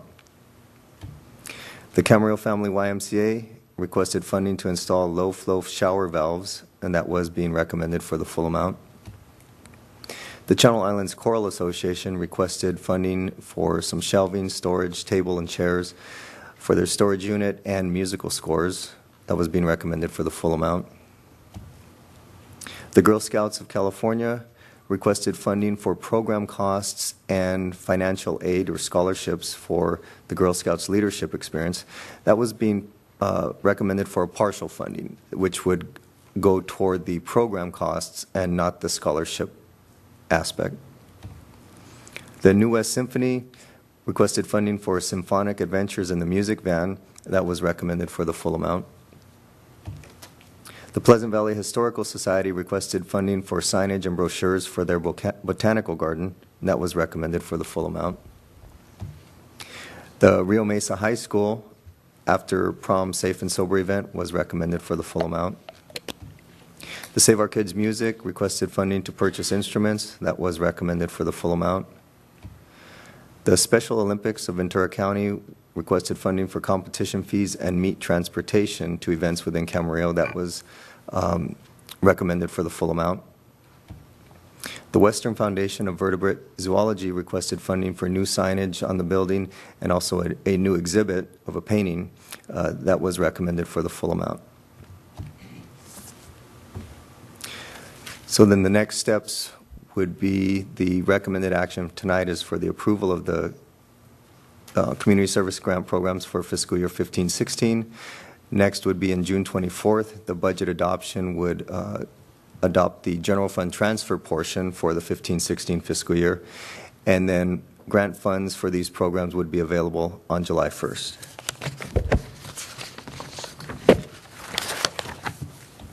Okay. And then the last step, looking forward into the next year of funding, fiscal year 16-17, we would start off with a workshop, public workshop in December of this year. Applications would be due in January of 2016, and then we would have a council study session and then the open meeting session for approval in March of 2016. Okay. Again, the recommended action for tonight is to approve the community service grants for 15-16. Any questions of city staff? Is there a motion? I got a comment. Yes, go ahead. Yes, I do want to say that I had really, really wanted to be able to fund the fence for the Channel Islands Art Center and for SciArt, but it just doesn't meet with the policy, and so we have to go with what our policy says. Okay, thank you. Any other? And with that, I would move. Did you want to ask if there were comments from the public? Yep, you had to. Maybe they're all happy and they don't want to say it. Okay, would you'd like to come up and identify yourself for the record? More than happy to take other comments. Thank you, Mayor Little. Thank you, City Council. You want to pull that down? There you go. There you go. Okay. Thank you. I'm Karen Geiger, Executive Director for Studio Channel Islands Art Center. I think the policy problem here is that it's assumed that the fence would belong to the school district. We have an agreement with the school district that we actually store the existing chain link fence, and in the unlikely case that we would have to vacate our location here, the fence belongs to Studio Channel Islands Art Center. The fence does not, and the gate do not belong to Pleasant Valley School District. And I apologize if we didn't make that clear. Didn't know that this is Is that agreement in any form of writing, or? It's an agreement. We can provide it in writing. It's an agreement that I made with Rianne Michael, with the superintendent. Well, I think it would have been good if we could have received that information before tonight. I think there's a number of us supportive of that, but I don't know where we go with that. I have a question. Yes, go ahead. So Karen, it's a temporary fence that can be mobile? Is that right? Is that what I'm hearing? Yeah, it can be removed, same as the existing chain link fence is going to be removed. It's just a portion. It's the entrance portion of the property. And as you know, we kind of struggle with the image of still being a school, and everything about the chain link fence says stay away, don't enter. So we want to open it up and make it more welcoming. And wrought iron fence with a big gate would help us do that. But it's always been our understanding that it's our property and not the school property. Again, I talked to Chris Johnson, the maintenance head of maintenance, and he agreed to store the chain link fence just in case if we vacate. Did you say that's part of your lease agreement? It's written? No, it's not part of our lease agreement, but we had to get approval from the school district if we could make those changes. And that was part of the agreement that, yes, we can, but we need to store the chain link fence in case we move, so that we bring it back to the original condition. That's interesting. Well, It's not in writing and the school board didn't approve it, it doesn't count. No, school board's got to approve it. It's their property. And also, if you had to leave for some reason, where does the fence go? The fence would go with us. I mean, we're not going away. We just would move. But, yeah, I know. But what are you going to use the fence for then? Because it's for a specific reason now. No, that was the agreement that we put the original chain link fence back there. I mean, where it's now. And that's an agreement between you and the school district or a The conversation? superintendent. And it's in writing? No, but I can gotta go through certainly the school provide board. it in writing. I really was not aware that there's a policy issue. I think at this point, you'll have to get it in writing by next year, and if you submit that with your application. All right, thank you. Okay. It's too bad we didn't have that information before, and it would be helpful to have. Also, it's got to go for a school board, Your Honor. Well, I understand it has to, I understand all that. I'm just sorry it came up at this late hour. Is there anyone else that wishes to be heard on these items? Can I ask a question, Bill? Sure. I'm just asking a question here, because we do have that money. It is there, but I guess I'm just trying to work a way through this. If there's some new information that's come before us, and if the agreement does exist, is that window closed tonight? That's really the direction of the council. I believe it is, because our policy doesn't allow us to continue the process with new information submitted after the application deadline, which was January of this year, 29th, I believe. And we have disqualified other people over the years for not providing a complete application. And Well, sometimes we go ahead and ask a question, but if it isn't in writing, I mean, if she had produced it tonight, it would be one thing. But if the school board hasn't yet approved that agreement, and if it isn't in a written agreement, if it were in their lease agreement, I'd have looked at it differently. I would have too, if that had it all done. Well, I think that the reason why they didn't do that is because they didn't know that there was an issue. Were they notified that there was an issue? Well, I take exception to that. At our study session 2 weeks ago, it was made perfectly clear that that question existed, whether it became the property of the school district or not. And Mrs. Kildee was in the room, and she acknowledged it as well. So I don't think this was a total surprise. I think the unfortunate part is they didn't have it in writing, but I don't think you could say they weren't aware of the issue. I don't know. I can't recall the conversation when she was there, if the money was, if we were leaning towards allocating it to them or not. I don't recall. Some questions that were brought up here. We were leaning toward allocating it, but on the other hand, the policy was brought to us, and it was pretty clear, and they didn't have a written agreement. Exactly. And they were there, as far as you understand, they were aware of that? She was there. She heard it all. Sitting right beside me. Well, I think at the meeting where she was, there were three of us who said we wanted to give them the money, but then tonight, the policy was made clearer to us, so I think we have to go with our policy. Because we're using that same policy to not give money to the Kiwanis Club. Mm-hmm.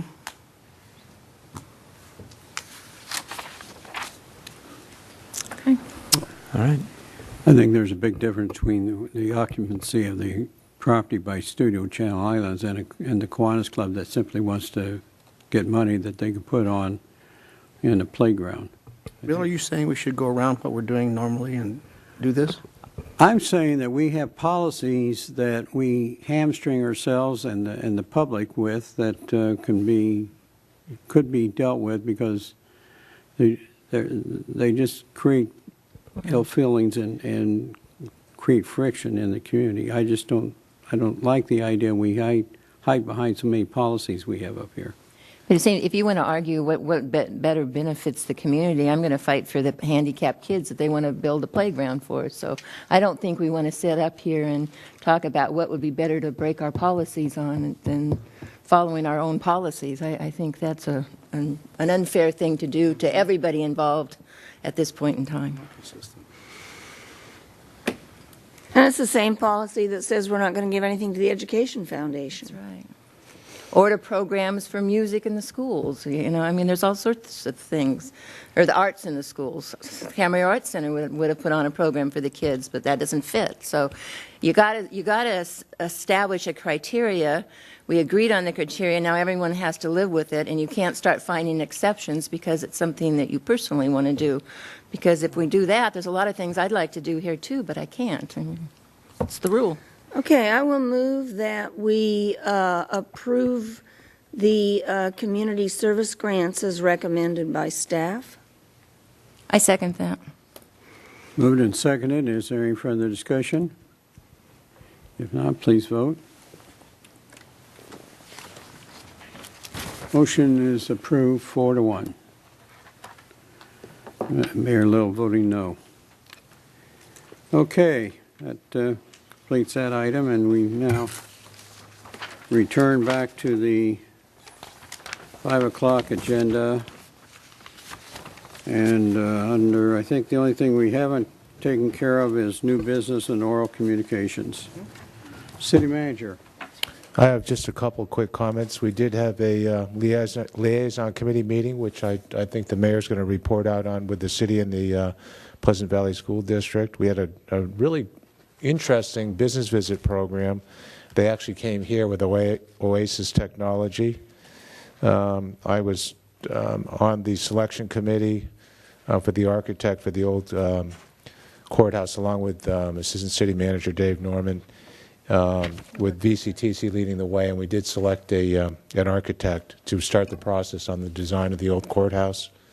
And I had a productive meeting with the still relatively new Pleasant Valley Rec and Park District General Manager Mary Otten on a number of nuts and bolts operational items and how to work better staff to staff, operation to operation with the district and the city to create some synergy and cost savings and cost efficiencies in how we do our business.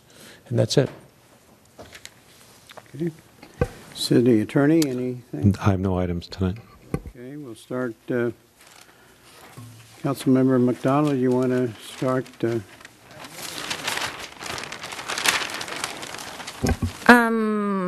Brown Act meetings, VCOG. We had a very good presentation the day after our last meeting on wireless siting issues. So we had been through it the night before.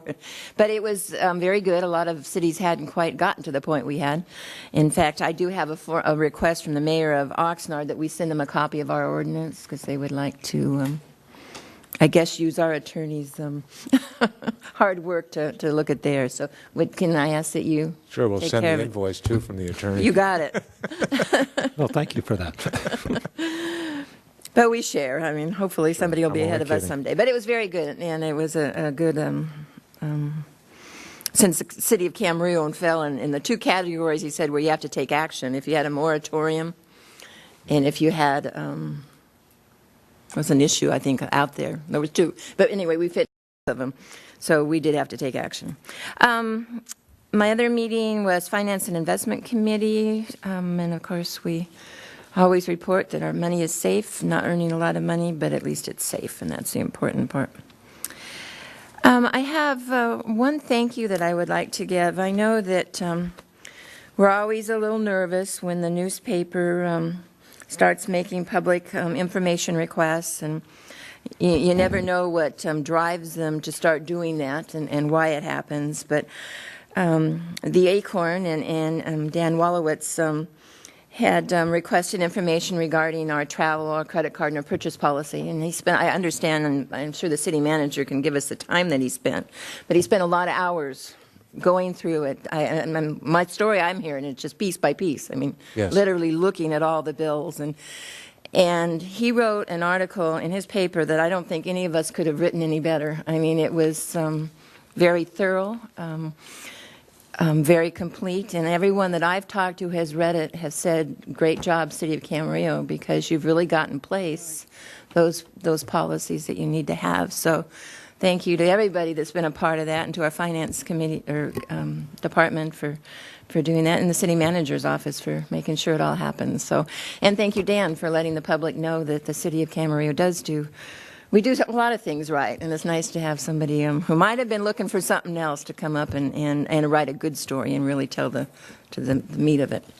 I had one other question that someone raised, and it was an issue having to do with a nonprofit having the ability to do online bingo as a fundraiser.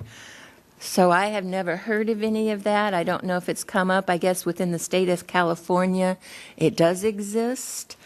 And so I don't know if any of you have come across it in the Community Development Department. No, it sounds like a good idea. We can figure out how to do it, too. It'll help the Finance Department. But I don't know, and that was the question. I had never heard of it, so I said I would certainly ask and see if it's something that they could come in and apply for. So I said I would pass that on. I don't know if that goes to... We'll look into it. Which one of them?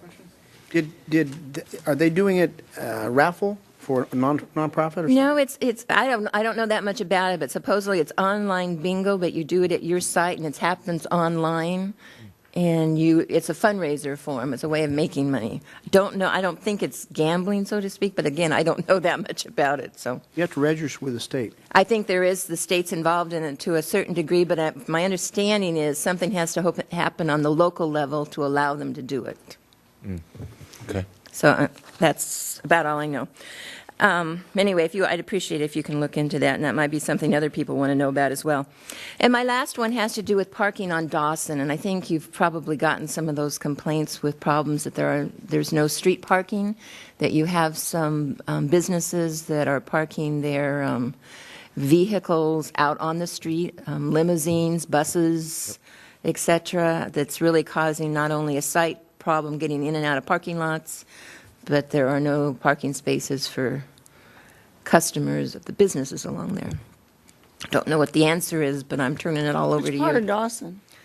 The bottom part, towards Yeah, the straightaway. I was just out there the other day. I went for a run, and I noticed all the limos and all that, and I didn't look at the street signage. It never occurred to me that it was a no parking area. There's so many cars out there. And I don't know if they're actually parking in no parking, or if they're taking regular parking spots, but it seems to me that if you allow a business in there and that's their type of business, that they should have had room on their property and not taken up all the public parking. So at least that's my... Yeah, we'll do a full review. So if you'll Take a look check at it out. Yep. And that's all I have, Your Honor. Okay, thank you. Mr. Morgan? Yes, Sean, there's a whole lot, but I'd like to also thank Dan Wallowitz because he did a lot of homework, and our staff cooperated totally. And talking with him and showing, he is not saying things like we're not transparent now. He knows we're right out front.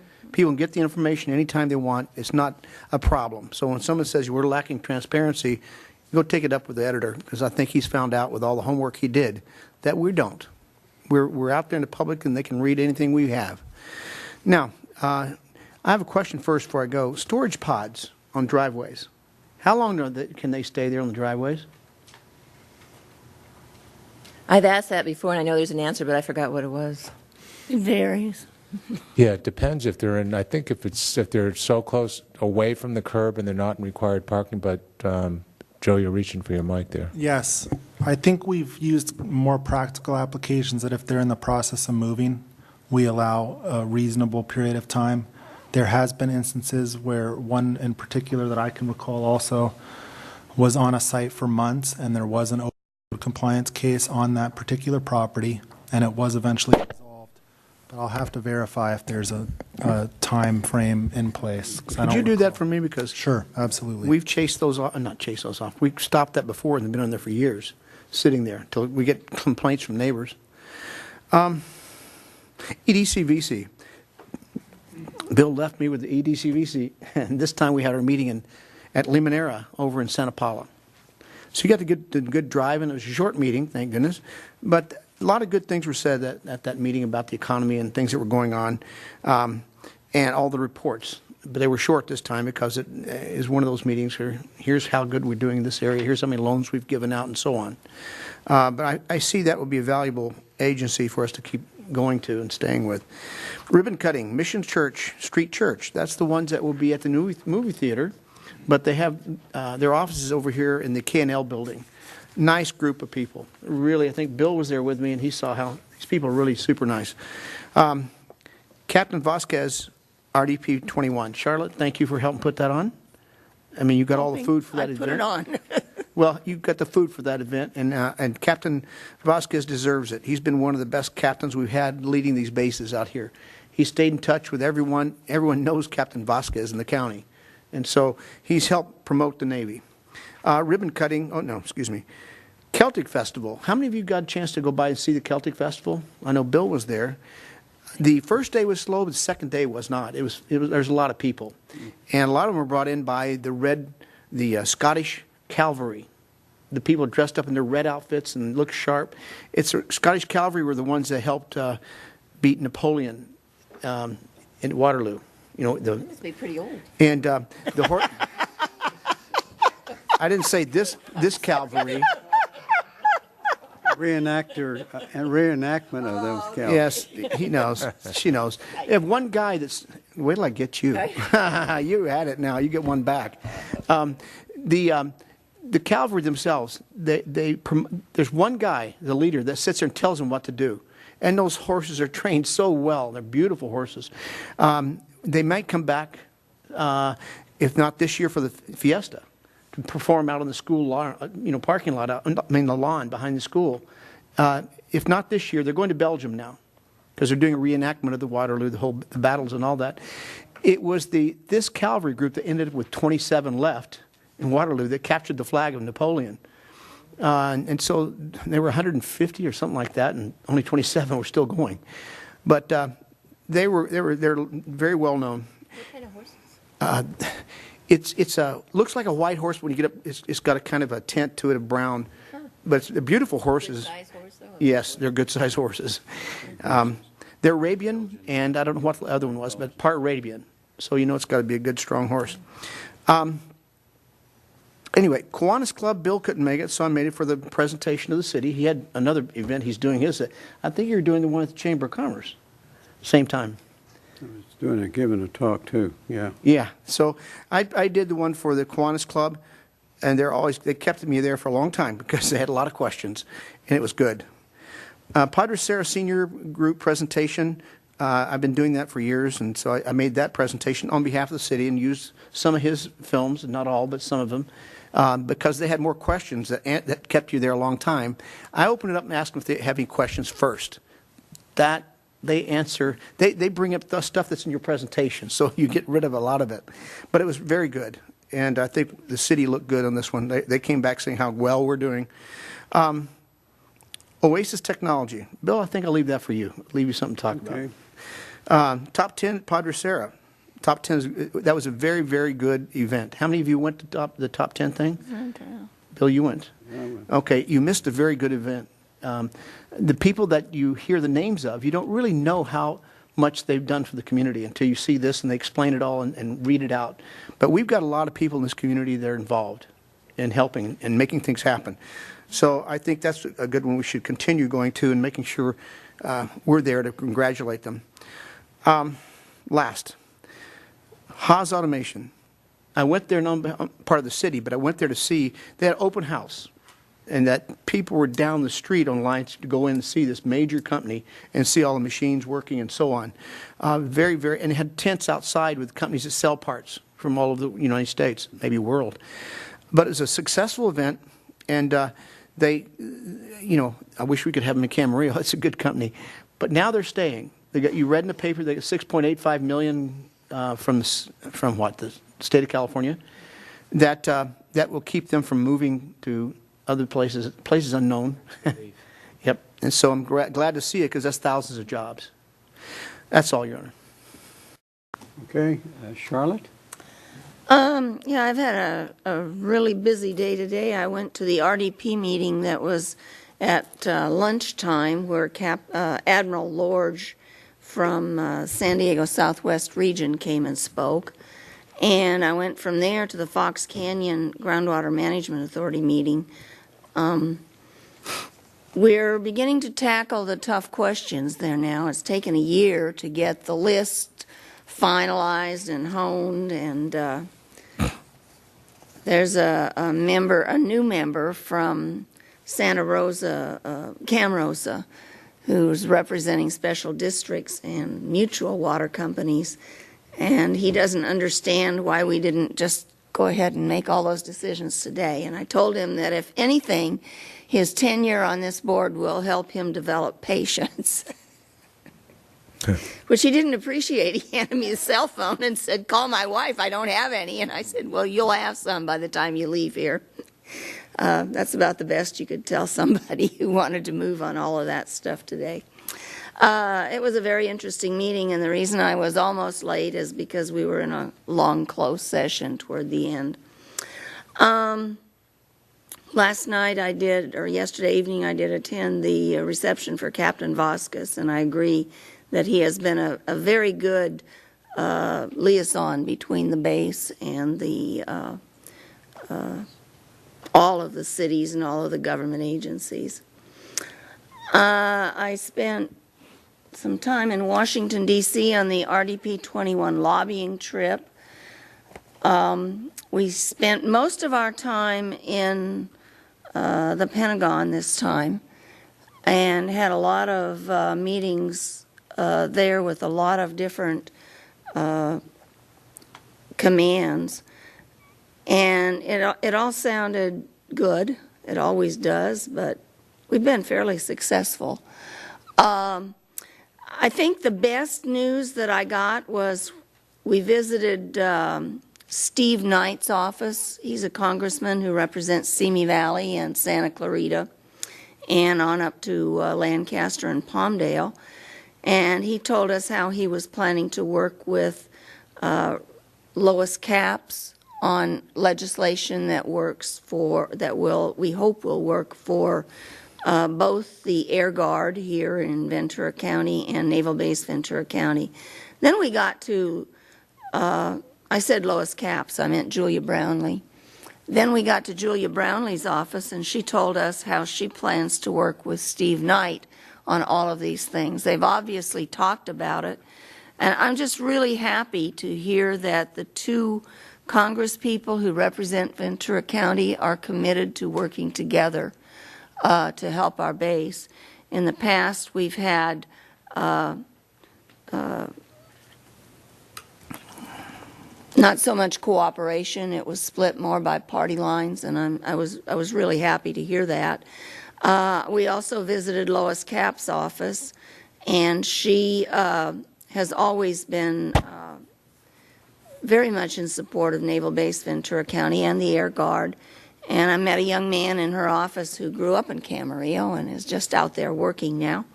But I didn't have time to stay for the meeting with her because we had to split. Unfortunately, due to the times they were calling for votes, we had to split our group, and part of us went to Capps' office and part went to Brownlee's office. But I guess the bottom line is, even though Lois Capps no longer she only has a sliver of Ventura County, and she no longer represents any part of Navy Base Ventura County, she wants to be part of authoring any legislation that goes. So I think it's really good, and we have bipartisan support. And there are 3 bills they're planning to introduce right away, and 1 for the Air Guard and 2 for Navy Base Ventura County. And I think it'll be really good, and we're hoping that they will pass this year, especially with Congressman Knight's co-authorship of the bills. I'm curious, There is a lot of, well, I think Las Posas and Arneal is a traffic disaster right now, but that's beside the point.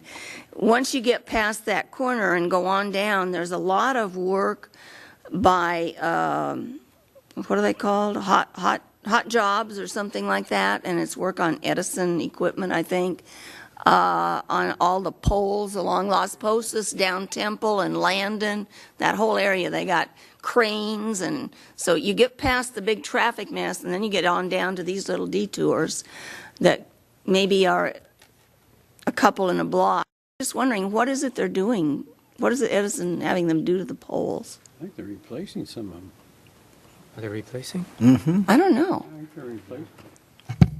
They actually have a couple different permits out with different projects going on. They were actually coming next week to brief us on some of the capital improvements they were making in the city to improve reliability. So I don't know specifically which of those projects is out there. We can find out more on that and get you an update. Thank you.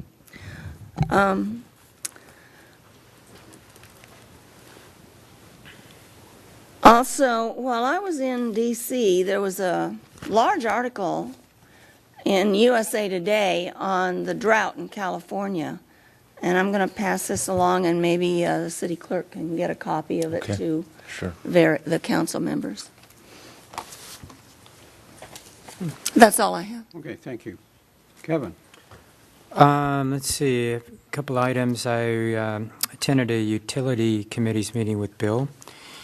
Talked about a water and sewer rate study.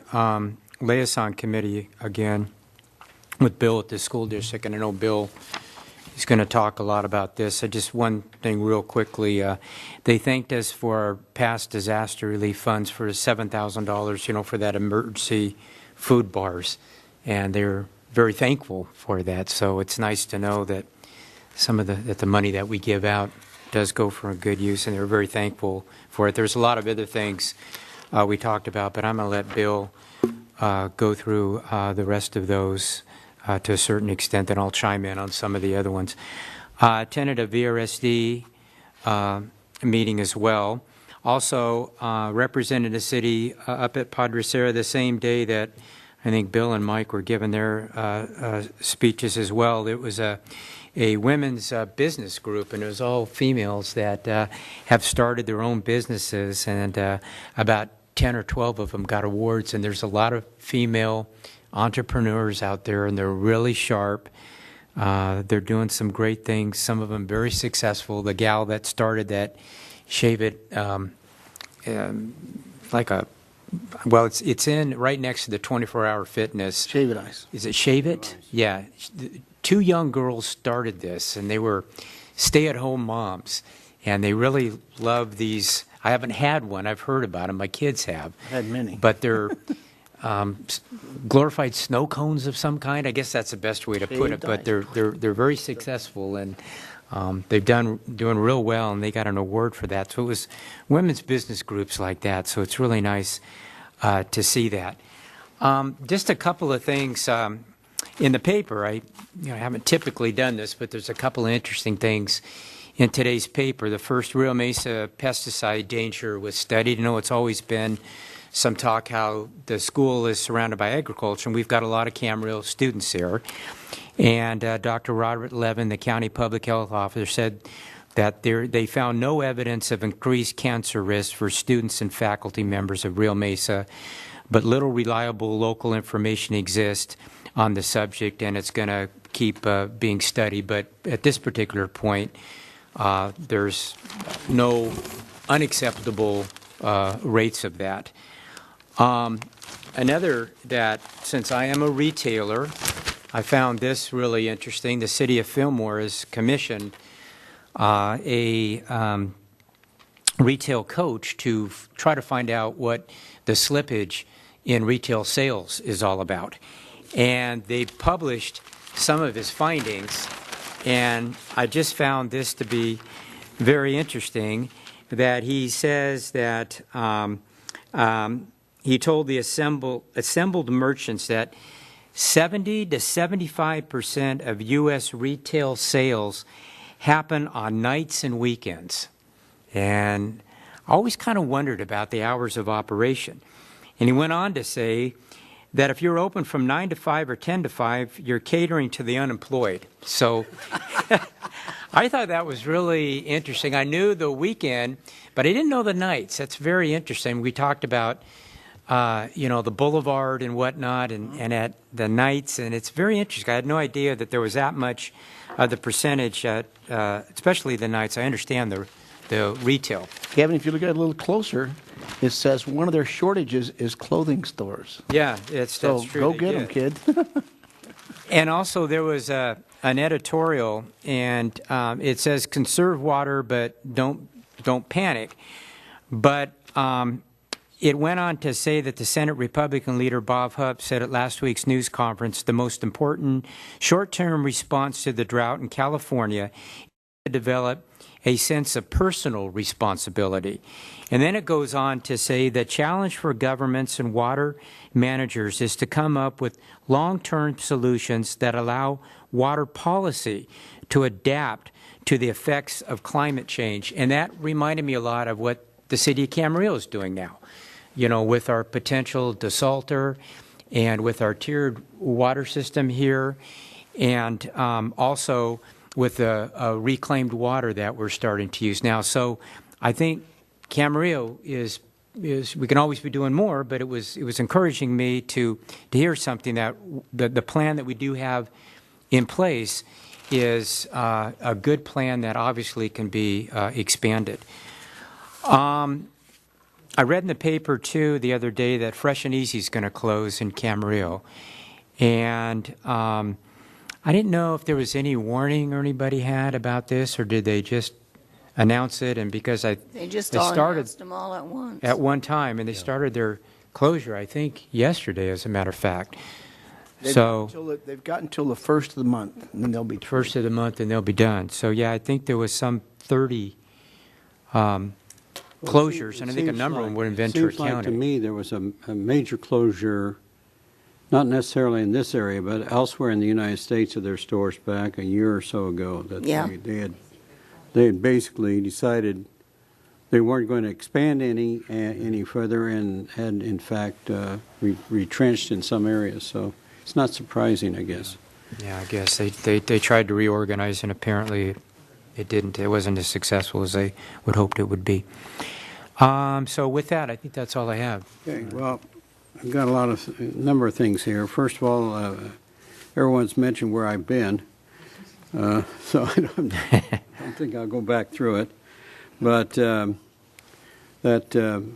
will say that I'm going to be attending the change of command ceremony tomorrow at the base for Captain Vasquez.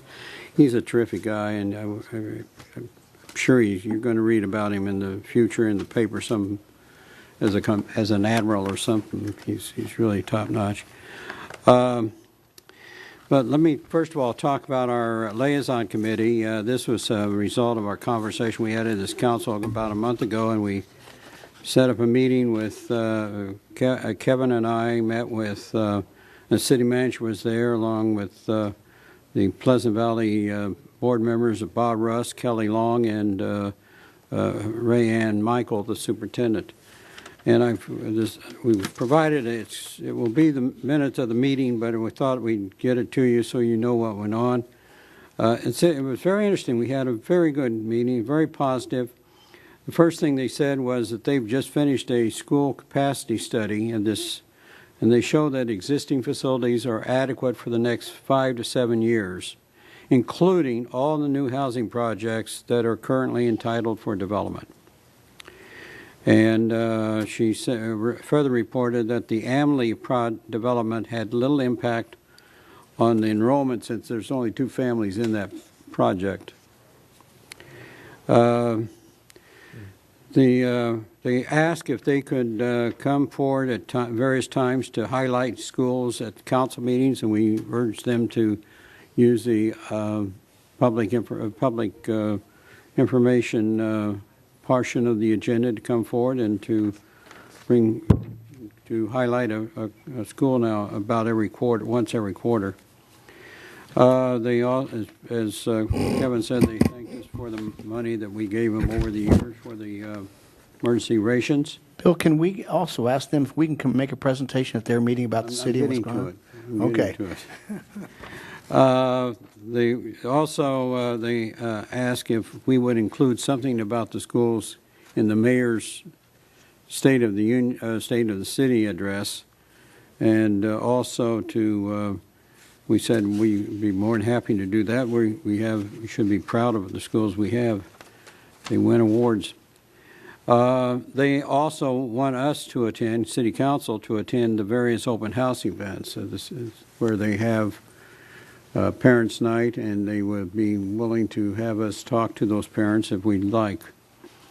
There was a safety issue that was brought up that the city manager took notes on. They also asked that the school resource officer be rotation every 5 years instead of every 3 years due to the learning curve of the position, or to remain a 3-year position with the option to 4 or 5 years. And the city manager will talk that over with the commander. They also asked if they could put things into our cable system, our newsletter, and so forth, and we said within reason, yes. They had an issue about the gas leak that there was over at Las Posas Road and asked about how they could get notification of those. We, in turn, talked about the Channel Islands and the school district, and they said that they could not give up that school. But they would look into the possibility of renewing it on an annual basis to keep it out 5 years at all times. So they're going to look at that. I don't know. Do you have anything else? They just had mentioned, too, that maybe some of the council members might be willing to attend an open house as time permits and time willing. We just have to be invited, that's all. They will invite us.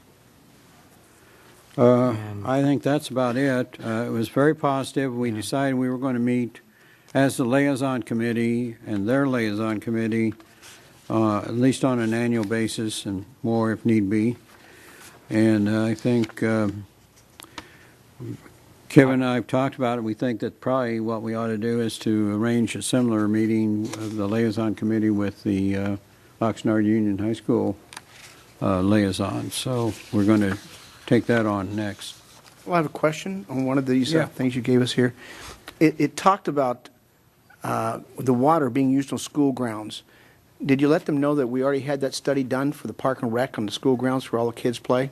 I mean, on the park and rec fields where they're playing soccer? Well, you found it to be okay? Well, I think she was just concerned about, But, I mean, did you mention her? We did that. Oh, yeah, we talked about. We did that research. We talked about, well, we didn't say specifically about the study, but what we did talk about was that we are now going to be irrigating the soccer fields with the water. I know. And that she said they were just waiting for their. And I think it has a lot to do with the state ed code, too. Yeah, they have to go through the state ed. You got to make sure that it's permissible. So anyway, they're anxious to tie into the city system, and I think that's about it. Unless anyone has questions. It was a good meeting, very informative. I was pleased to hear that they have enough capacity for their students for the foreseeable future. Right. Mm-hmm.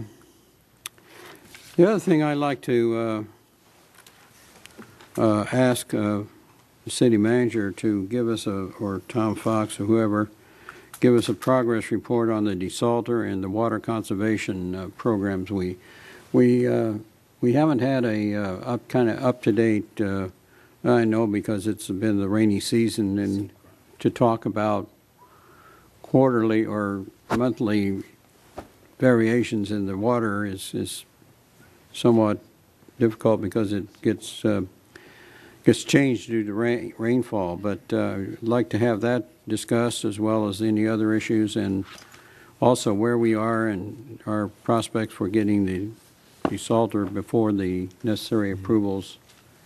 And time. Just one Yeah. more, if I might. Sure.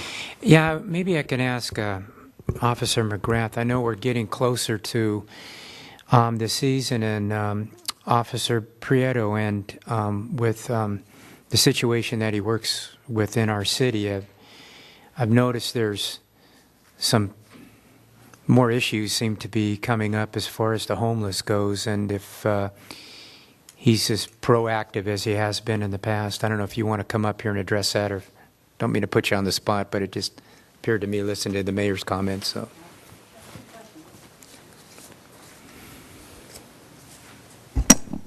Good evening, Mayor, members of council. In response to your question, actually I met with Joe Preciado today about the ongoing progress with Project Hope and what we're doing with our homeless. He's actually gotten housing for 8 people, and others, 58 others have been assisted in getting to the point where they are going to be housed. So that's making really good progress with it. I also understand there's some other cities, especially this time of year, that are getting impacted more so than we are. And he's touching base with Thousand Oaks, Moore Park, Ventura, Oxnard, and we're planning on, especially via VCOG, to do some more training. But yeah, it's definitely something always on our radar. And like I said, I met with him today, and we are making progress. But it seems like it truly is something we have to keep on all the time.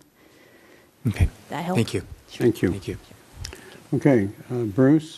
I'm going to defer to Tom. He's ready, willing, and able to give you an update on the water situation. Okay, Tom?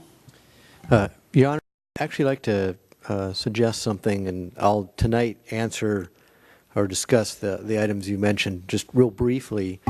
And then what I propose is that maybe at the next council meeting I bring back an updated PowerPoint presentation. I think about 6 months ago we gave you a presentation on really the various elements of our water master planning. I think it was identified earlier that Camarillo seems to be ahead of other agencies that are now reacting to the drought.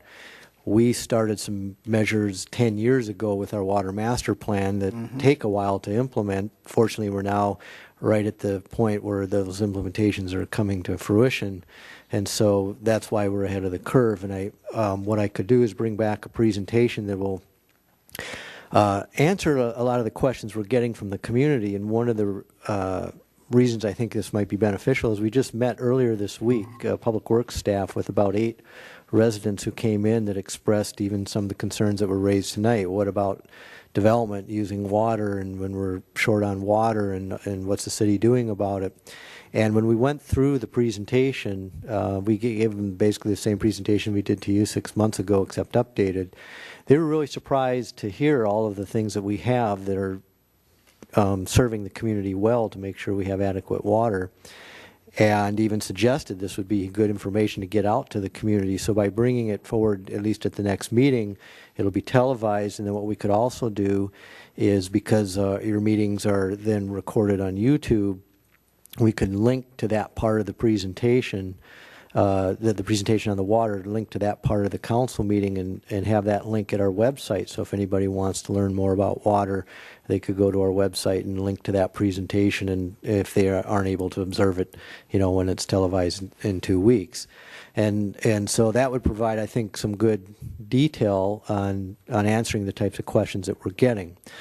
So if that's agreeable, I'll plan to put that on the next agenda. Objects to that, I think that's Nope. what we want. There Maybe you you go. can just kind of highlight tonight. So with that in mind, I'm going to just exactly highlight really the 4 points in our water master plan: water conservation, recycled water, the desalter, and then how we handle new customers, for example, new development. With water conservation, program that we've implemented has achieved the 20% goal for the last 3 months. Actually, we've exceeded that for the last 3 months, and that's even before we've implemented our recycled water program that just started this last month. And so we don't have any statistics on that yet, but we know that'll help reduce our water demand even more. So that's good news on the water conservation. However, and then also the governor has declared some new requirements. The good news there is we're already meeting those requirements, so we don't have to change any of our operations. Didn't see anything new in that article. Correct. However, there is an indication that Metropolitan Water will probably be looking to have cutbacks in our service area. So we may have to consider we're currently at a stage 2 conservation program. We may have to consider a stage 3. So more to come on that, and we'll update you when any requirements come forth. On the recycled water program, we are, as I say, we've just now started serving our first new customer, which is the Homeowners Association. They're out in the village at the park, and we'll be hooking up the sports park, and then also the construction you may have seen on Pleasant Valley Road along Village at the Park is to hook up one of the farmers to the south side, so they'll soon become a customer. So we're moving forward with that. The desalter, we're working with the Groundwater Management Agency staff to either have that agendized at their regular meeting next month in April. There may be some benefit to having a special meeting in the early part of May that our item would be the only item on the agenda so that we could make sure the board has time to just focus on our request. If it's on a regular agenda, depending on how busy that agenda is, we may be constrained for time, and there may not be as much opportunity for the right questions to be asked and the right understanding to be established. So we're working with the staff to understand find out how busy the agenda is in April, and then adjust. So either April or May, early May, we'll plan to go forward to the GMA and hopefully gain approval for the project. And then I'm going to take just a moment to drill down a little more detail, because the question came up tonight, and that is on how we address this perception that there's a lot of development that's been approved in Camarillo that's going to compete for the water that other homeowners are being asked to cut back on the use. And we actually have a more stringent program of analyzing new customers than what the state requires. The state requires any development, for example, of 500 or more residential units. They have different thresholds for different types of development, but for residential, any development over 500 units, we've gone to a threshold of 50. So we basically, really, and what that means is when you look at what's been proposed or approved in Camarillo, other than a single-family home building on a vacant lot, any other development, we require a water availability study, and basically the simple requirement is you need to bring new water to the community to cover your need. You are not going to compete for any of the existing water that our community is currently using. And I'm going to give a specific example of a project to show actually how we end up in a better situation because of the development than if not. And that is the Springville specific plan. There's 1,500 homes, and people hear that number, and it's a very concerning number when they think about the amount of water use that would occur. 1,500 homes that have been approved to develop in the Springville specific plan area. However, you look at the water use that occurred there before the specific plan when it was farmed, and when you look at the amount of water used per acre of farming compared to an acre of residential, the farmers use more water. And the farmers pump the water from the aquifer, and that actually the Springville area happens to be one of the most overdrafted areas of the aquifer. The Fox Canyon Groundwater Management Agency sets a limit on how much municipal agencies and farmers can pump. And so we have a limit in Camarillo. We can only pump so much water from the aquifer. However, the farmers, for example, that used to farm in the Springville area had an allocation that they could pump. They could actually pump more than that allocation. They'd have to pay more for the water, but they could pump quite a bit of water from that overdrafted area. When the development went forward and was approved, that allocation was required to be transferred to the city. So the amount of water that the farmers used now is transferred to the city, that not only covers the new demand from the development, it allows the city to pump more water than we used to, and even supplies a little more water because the homeowners won't use as much as the farmers, so the difference can be used to serve our existing customers before the development was approved. Now this is where the real important point comes in. is we're not going to go back and pump water from that same location to serve the homes.